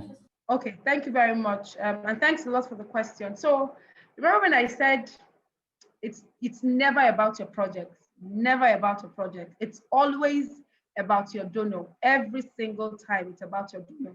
So my feedback or my response to that question is, look, there are different types of funding, right? And there are different types of donors. And every donor has their own stipulated or their own set of ways things must be done. Do you understand? Every donor has their own set of ways things must be done. So you must do it the way your donor wants it done. That's the simplest answer to that question. Your donor is your priority. If they've given you a set of rules and regulations to follow, it's your responsibility to follow the rules and regulations to say, do this, do this, do this, do it at every point in time. And then depending on the type of funding you receive, there's some, so they have some, oh gosh, there's so much in my head. We have what we call restricted funding and we have what we call unrestricted funding. So restricted funding is like a specific set of funding and they will tell you exactly what to do with that money. So you must do exactly what they want you to do with the money. And then you have what we call unrestricted funding, right? They just have a set of visions that they have aligned and you can come up with different programs and you have that flexibility to do what you want, how you want to do it. Then you can be creative in such a process. But when you've received restricted funding and your donor has spelled out exactly how that resources should be expended, it is best to just align your work with your donor's request. Thank you. Thank you so much, dear Chidi. Maybe we have another question. So Herman said, I would like to know how do we manage communication in practical steps you outlined in relation to the cross-border dynamics involved in international relations? I'm not sure I understand this question, but I know that I don't think there is any, except I'm wrong. Maybe Hatim, if he wants to explain some more, but I don't think there is, when you say cross-border dynamics involved, right? Are you saying there is like... Yeah. Maybe Herman, if you can raise your hand so we can give you the microphone to explain further. But I think if I do understand the question is the communication on your project, or I think, you need to be really specific, Herman. Is it the communication on the, when you are implementing the project, or the communication on your organization, or on your organization as a whole, so you can, it targets more international donors. So we need really to have a specific question. Yes, Nelson, no worries. So we have Efrem. So Efrem, I will activate your microphone. Please activate yours so we can have your question. Hello. Yes, hello. Can you hear me? Yes, we can. Okay, my question is that possible to plan without getting another donor? For example, our budget is $250, yes? So how can we plan without getting another donor in order to expand our project? So my first question would be, if you have $150 to execute a project, right? Is your donor asking to be exclusive on that project, right? Or are they opening it up for you can access funding in other areas? Let me tell you why I asked that question. Most donors, in my experience, they even want to know where you're getting additional funding from to implement a particular project. They would, in your application process, they would want to see in your budgeting, right? I'm requesting for $25,000, $20, and my organization will be providing $10,000, for example. And this $10,000 is probably gotten from maybe internally generated revenue or other donors or other sources. So if your donor is not asking you to be exclusive, right? Then I think you can explore accessing funding from other people. But if your donor is asking you to be exclusive and they have given you $150, what it simply means is you must ensure that the project you are designing, the budget you are setting up, everything must fall within the $150 that you have received. But if the $150 is in addition to a larger portion of money you need, then you need to source for other funding. But ultimately, you need to be sure what sort of funding you are receiving from the donor. Can I access funding from other sources, or is this an exclusive funding for this specific project? You want to be clear about that. Yeah, definitely. We have Ladus, Ingrid. Ladus, do you hear me? If you can, Yes. Please, your question. Okay, thank you so much, Chidi. Thank you for your training. It was interesting. But my question is how to, you said they will give us $250 But sometimes we are thinking to continue our activities, or I would like to know how the strategies we can use to raise other fundings. Maybe I don't know if you can provide me some information about how we can raise fundings from other donors. Like in our country, we can show them what we did and they ask them to support so that we expand our. Thank you. Thank you. That's a very yeah, Chidi, important question. so maybe this, just to clarify to Chidi, because in this academy, groups will be given $250 so they can take, some actions on the ground. And for the question of Ladus, if I might say that, this $250, you can use it as a first step to show, the donors, the funders that you are there. You are really serious about doing some actions, and you have already done some actions and received fund, which is $250. Now you want to scale up your work. The reason why you need, for instance, more funds and etc. So yeah, so back to you, Chidi. I would just, want to just Thank you so much, Hatim, for that. Because the truth is, in fact, what they've done for you is that they've reversed the process for you. They've saved you a lot of trying to buy goodwill from community members and private sector companies. So what they've done for you, because a lot of them, even back home here in Nigeria, they won't fund you if it's a first project. They will take several steps to wait and see the results from a first project before they put their money, based on the results you get from the field. But what Hatim, the academy has done is to reverse the process. They've given you credibility and goodwill up front so that you can approach a sponsor and say, we've received funding from XYZ organizations to implement this project. Now we want to scale up. So what it simply means is in your execution of projects, you want to ensure you are capturing the need or the problem that the community or the individual or your demography is facing, right? Why, like this is a summary of every funding cycle. What is the problem you're solving, right? Why is that problem important to resolve? 2, 3, why is your solution the best solution for resolving that problem? 4, what is the result that we have experienced or seen as a result of your solution? You must capture this information in the course of your work because this is what you will sell to a potential donor. Pictures, videos, photographs. Now, once you have all those marketing material available, like we said earlier on, your next step is now, 1, you can crowdfund. There's so many crowdfunding platforms, and it opens up your project to maybe international partners, random people from around the world who are looking to do good and make a difference in different communities. They go to crowdfunding platforms and they look for projects to fund, right? Then you tell a compelling story, put out the pictures, you keep promoting and marketing it. 2, you need to develop your proposals and approach these private sector companies and understand what they want so that your organization can ensure that you are giving them what they want. Those who want to be seen and to be heard, let them know how they can be seen and heard. Those who want to make an impact, let them know how they can make an impact. Family and friends, remember the strategy we spoke about. Can you get 500 people to give you $1 each? And can you do this in a platform that is easy to access? Generate money from the crowd. That's another idea that I would give. Other people have, like, I don't know, I think you guys are young, but for people who have been in the sector for a longer period of time, sometimes they sell their services, right, to people who are willing to pay for them.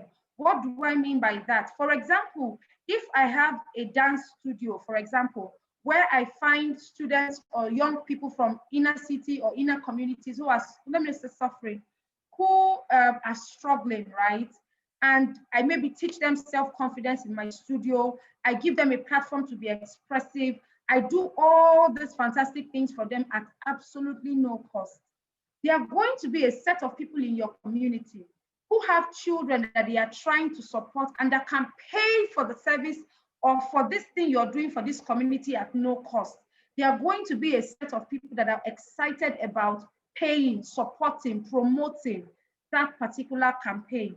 Find those people and let them pay for the service or let them pay for it. It's a it's a different funding model, right? For people who want to split their beneficiaries, where you have a beneficiary and then you have people that are willing to pay for the service. Whatever the case, like I said earlier on, focus on generating the information you need to purchase or to pitch your project to a next sponsor. I'm going to leave it there so that I don't take too much time. Thank you. And I hope it helps. Thank you, dear Chidi. I think we have a lot of people who raised their hand. Maybe we can take just two last questions. I'm so sorry, Chidi, you have been very generous enough to give us more information in your time. So I'll go to Farouk. Farouk, finally, Farouk, he got his hand risen. Farouk, I have activated your microphone. Could you please activate your microphone? Farouk? Assalamu alaikum. Walaikum salam, Farouk. Assalamu Yes, alaikum. we can hear you. Yeah. Yes, finally. Finally. Okay, yes, fine. Finally, I could manage to find the button of raising hand. I have a question. Is actually for you, dear Hatem. According to what you have mentioned recently, do you think that if the organizers, or let's say the donors for the 20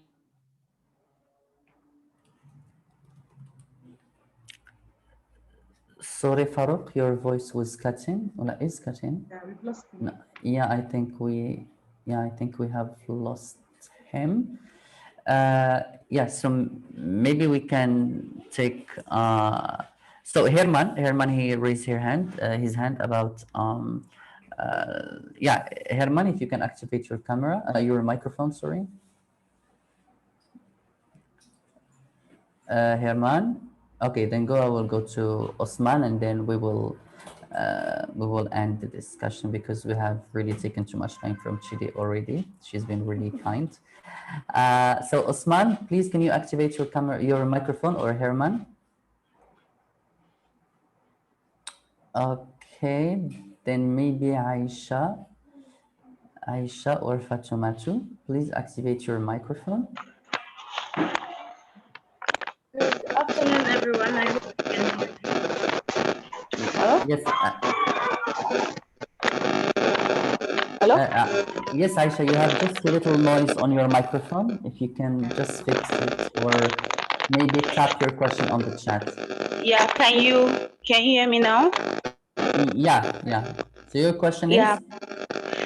Thank you very much. I really appreciate this section, but I really want to ask her to elaborate more on drawing the attention where it's caught. Like, okay, our donor, fine, they give us the money. First question, that means, do we have access to like the way she said, family and friends are our first contribution to our project. If we are given $250 to start a project at the long run or before starting, we know the $250 can't be enough. Can we take the decision on our own to look for probably family, friends, then other people to donate for us, if it's allowed? Thank you very much. Thank you so much, Aisha. So, yes, Chidi, you. Hatim, I think maybe I will throw this one back to you. Are they allowed to source for funding from other sources after they've received funding from you? Sure. It depends on their action, whether their action requires more funds. So please, Exactly. guys, you are absolutely free to seek other supports for your action. If you want like a letter of support, sure, you can just email us on atlasfordev@gmail.com with the names of your group, and we can provide the letter of support in case you want it for other to reach out to other funders. But just keep in mind, your action needs to be realistic regarding the budget. So it's good to dream. It's good to say like, I want to change the world. Yes, we are youth. Maybe we are allowed to say that. But in practical, ground, the donors also are looking for, it's good to be enthusiastic and optimistic, but it's good to be realistic enough. So, for instance, we have received some action plan. We said, with $250, I will mobilize 1 million, people around an action. That's good, but for me, I say he or she is dreaming a lot. So and then maybe you can kind of like use your credibility as a young activist. So please be realistic enough, to the point, and this is my action, this is what I want to achieve, and this is how I'm going to achieve it. And of course the budget you will need for that. So if you need like sponsorship or donor funds from other donors, so yeah, you are free to do so. Unfortunately, the limit of the grant is $250, but again, you are free to seek out other support. I think with that, we can thank Chidi for the amazing energy. Even though it was virtual, we really felt that energy and passion in your presentation. And of course, we will be sharing the presentation of the previous session and this session on our Facebook group. So please make sure to be part of the Facebook group and on the website as well. Thank you so much, dear Chidi. And thank you so much. And thank you, Donald, for Africa, for being a great partner for Atlas for Development. Of course, we are looking forward to other future collaboration together. Thank you so much. Absolutely, the session was amazing. I can see the comments. This is really great. I can see, some people saying, Usman, I remember Usman say African Queen. So that's good as well. So thank you so much. Thank you so much, guys. Thank you so much, Jet City. And of course, we are having a next session, which will be brief because I totally saw people are also into career management, because most of us are. Yes, you can follow them on @Donors for Africa on Instagram as well. Please do so. So I saw that many of us, most of us are students, and what we are aiming to do, with studies and everything, is to get a job eventually. So we will be having a session on how we can do a career management on as an alternative, because it's good to study, but it's good also to prepare yourself to the labor market as well. Yes, you will be having access to the recording of the workshops. We'll be sharing them on our YouTube channel. Make sure to follow the YouTube channel as well, and we will put the links on the Facebook group as well. For the presentation, the same thing. So just make sure to be following that. I remember some of you, sorry, had some issues regarding the workshop. So I will just, before we go to the session, I will just to share something on how we can really go to the sessions. So once this link has been shared, if you can see my screen. So this link has been shared with you to register on the workshop sessions.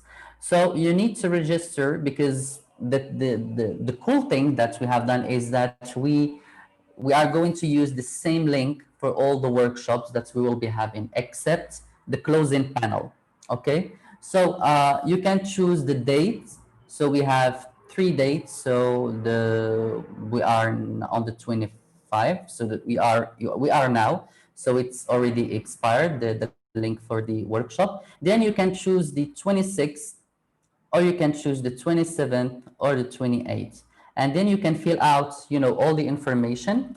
Once the information is filled, there is here add to calendar. Okay, you can click on add to calendar and then add to your Google Calendar.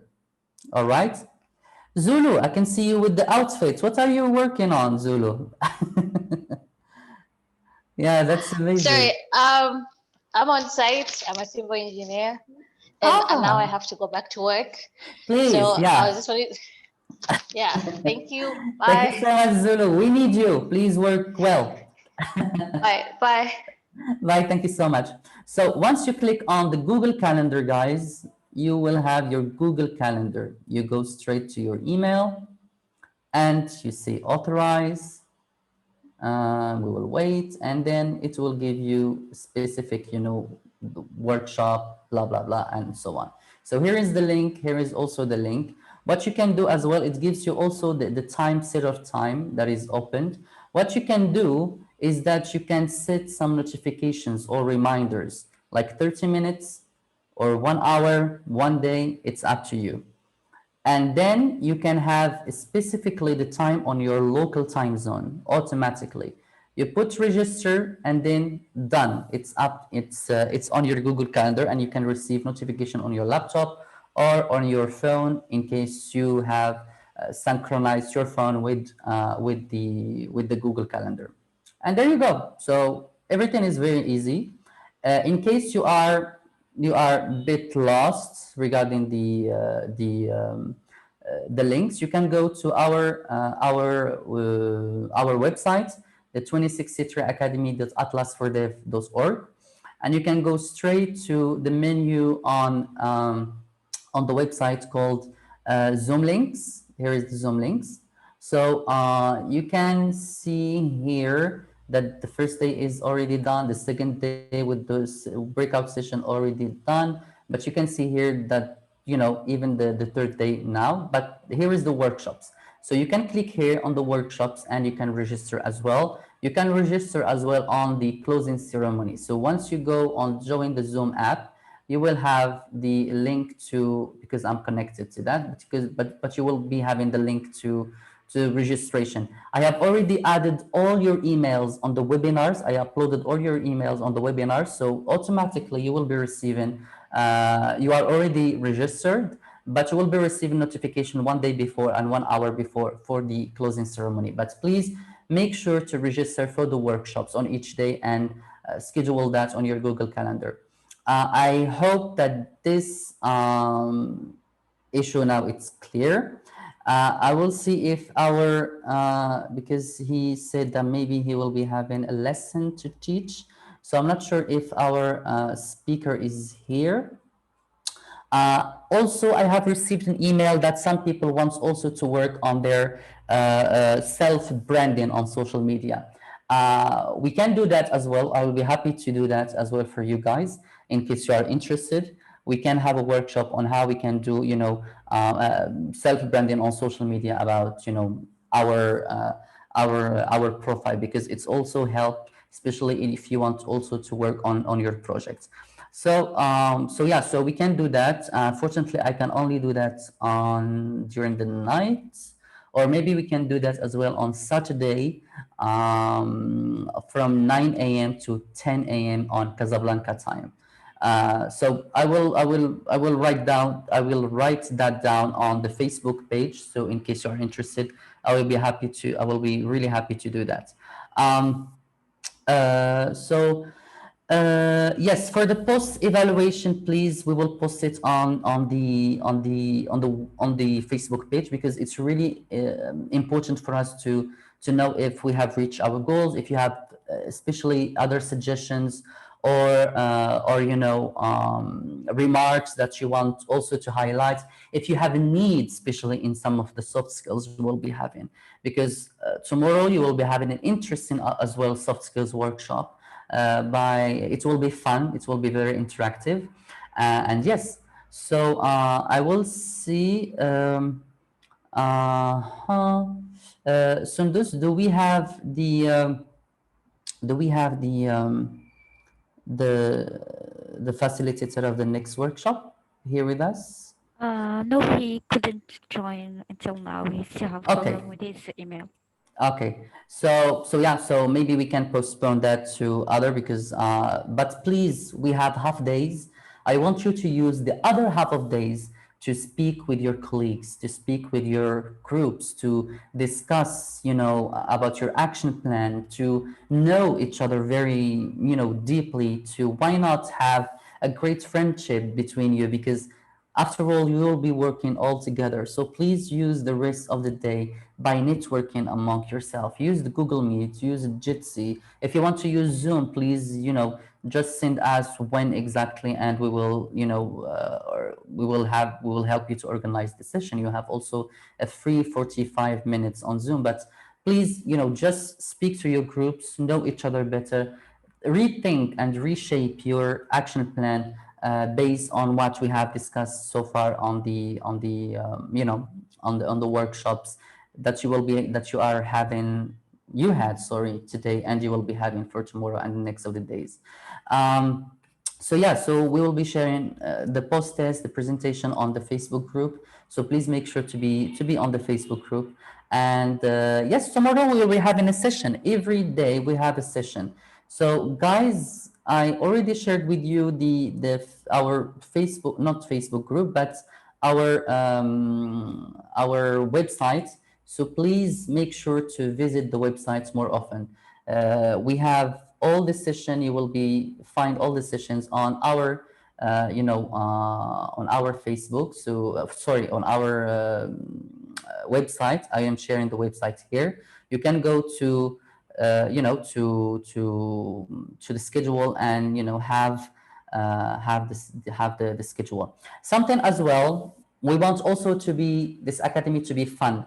So on Saturday, I will ask you guys to bring your flag, your national flag with you. Either it's small or big, it's up to you. We will be putting music. We have received, dancing music in which we can dance all together. I will dance as well, even though I'm not a good dancer. So we will put our cameras, we will wave our flags, and we will dance. And we will do that on Saturday. And also we have received a video that done by young talented that they have put a song together just for you guys. So yeah, so be prepared to to prepare your flag for Saturday before the closing, so we can really have fun and we can dance, and make sure to be a good dancer, not just like me. So yeah, so please be there. And also one important thing before we close the day is unfortunately, for those who were not present during the first day, second day, without any notification for our organization, unfortunately they will no longer be part of the academy. This means that we will do an update of the list. Maybe after all, we will end up by having one in the group, which is awesome. He or she can lead her action plan by herself. But if you know that one or two or any members of your group are not really there in the academy, so make sure to let them know. Um, is it possible to send my video about the Africa we want? Yes, Ladus, you can do that, because the video, we will be using the video for an amazing thing, which is on the website. We will be having a part of the alumni in which we will be sharing your pictures, your stories, your action plan, but also your video. So make sure as well, for those who didn't send us the videos, make sure to send it to us. Abel, you raised your hand. Maybe you want to ask something. Please activate your microphone. Yes, fun is a part of success. Absolutely, Ibrahim. Absolutely. So we are youth. We should have fun. We should dance. We should sing. If anyone as well has any, talent on singing, I personally will be pleased to hear that. So please prepare your karaoke on YouTube and just put the music on, and we will have our the voice or the 26 Citra Academy Got Talent. So please make sure to send us an email so we can see. Efrem, I envy you with the tea or the coffee you are having right now. God, I miss coffee as well. I miss tea. So yeah, yeah, I'm so jealous. Yeah, exactly. You can guys put your attire as well, your traditional clothes on Saturday, so we can all dance. I will put my traditional clothes as well. I will be at home, so yeah, so we can really dance. Abel, you want to ask questions, so I will give you the microphone to ask your question before we close the session. Yeah. Good afternoon, everybody. Yeah. And my question is about, as you said, those who did not attend the meeting for the first day, the second, and the third day. So I would like to know if the different director of Atlas for Development will make the possible to detect them. And as for us, Sorry, will make possible to what? how they I mean how we can know that that person did not participate with the meeting, because we always participate. And I would like to, my main question is, I like to know those who will attend to the meeting for the beginning to till the end will receive, I mean, a certificate to, in recognition of the end of the, I mean, the meeting. Mm-hmm. Okay. So I think it's the same question I have received from Vasan. Is that how we can know who has attended or who hasn't? In the Zoom, we have a list of the attendees who attend, from what time to what time he was there or she was there. So our team are working on having, the finalists for those who were present and for those who weren't, and the percentage of their presence. Because as I have said, and our team said as well during the first meeting, that the academy is based on three main phases. So the first one is the conference and the workshops. The second one is the mentorship with the Peace First group, because we'll be lucky to have, a special link for you guys so you can put your action plan and get the grants. Because the normal way is for people to have a link, to have, a long form so they can fill. So you are lucky that you will be having a special link for you guys. And yes, so we have our attendees list. We have the registration list. The reason why we ask to register on the workshops that I have just shared on my screen each day, so we can have the registration list, and we can have as well who was there and who were not. For the recording, for the panels, we are already sharing the recording on the Facebook page. As for the workshops, we will share it on our YouTube page. Well, when we will make it to this, will you make this finalist? So it's not fine. It's not a competition, guys. But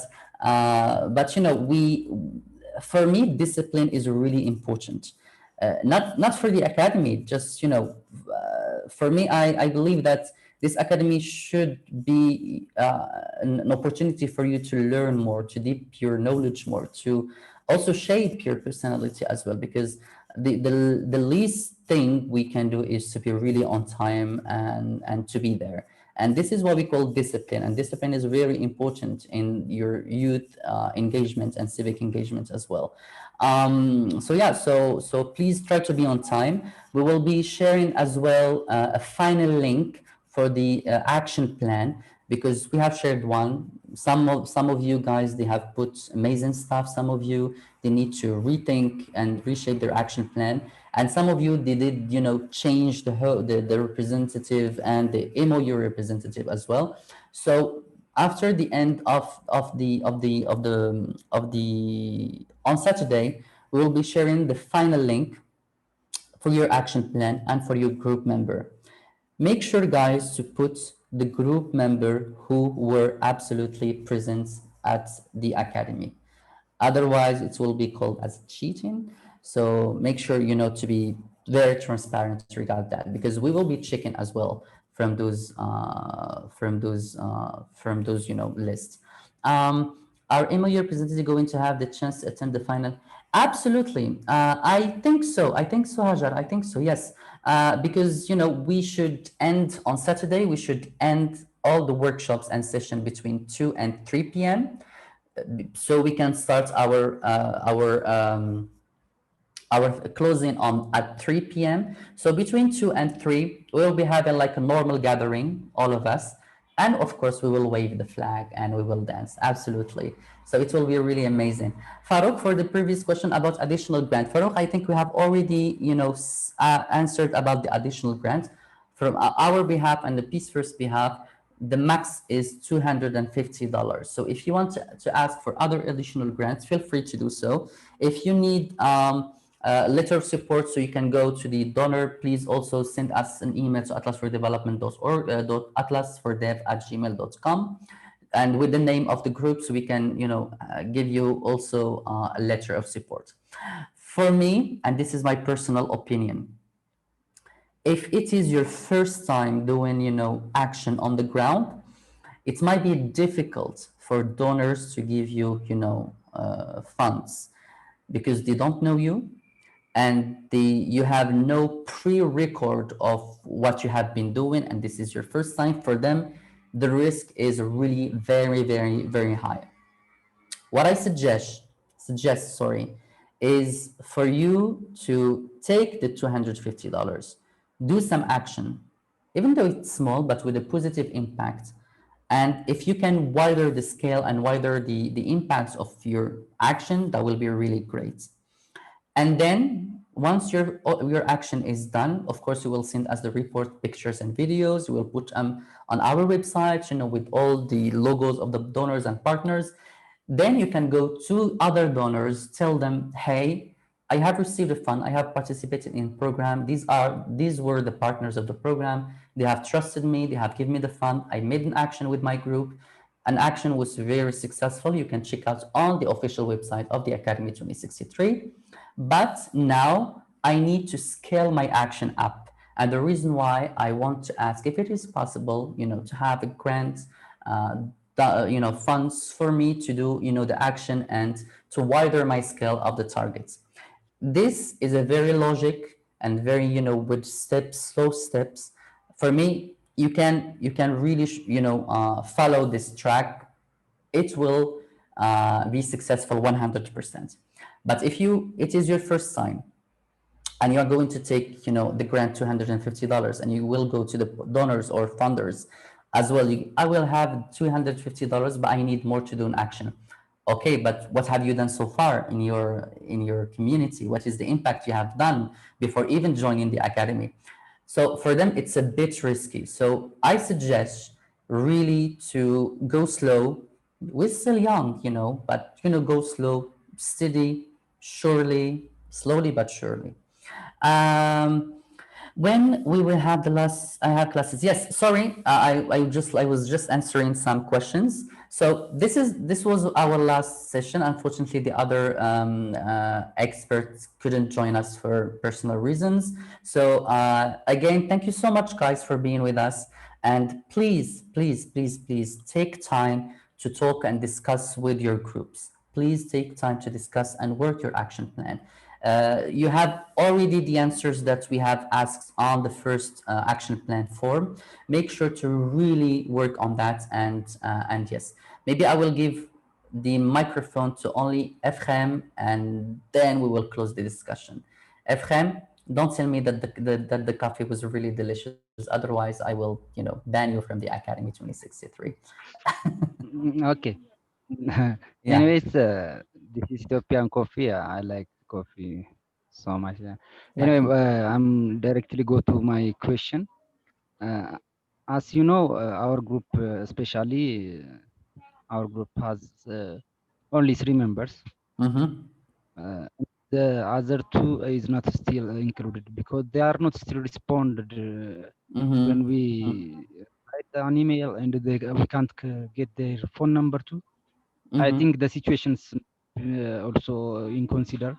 There is a lack of connection in most of our country because of some civil war. So, how can we accomplish our job?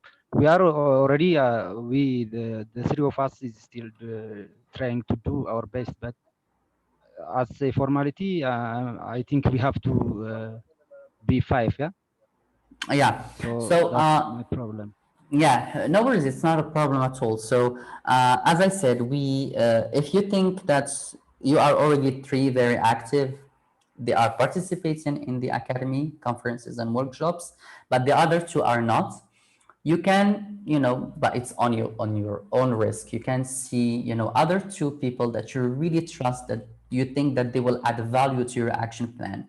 Maybe they will help you write reports, maybe they will help you take good pictures, good videos. Maybe they will help you do some activities as well during your action plan, and you can add them, but you have to send us, their names on our email, so we can also,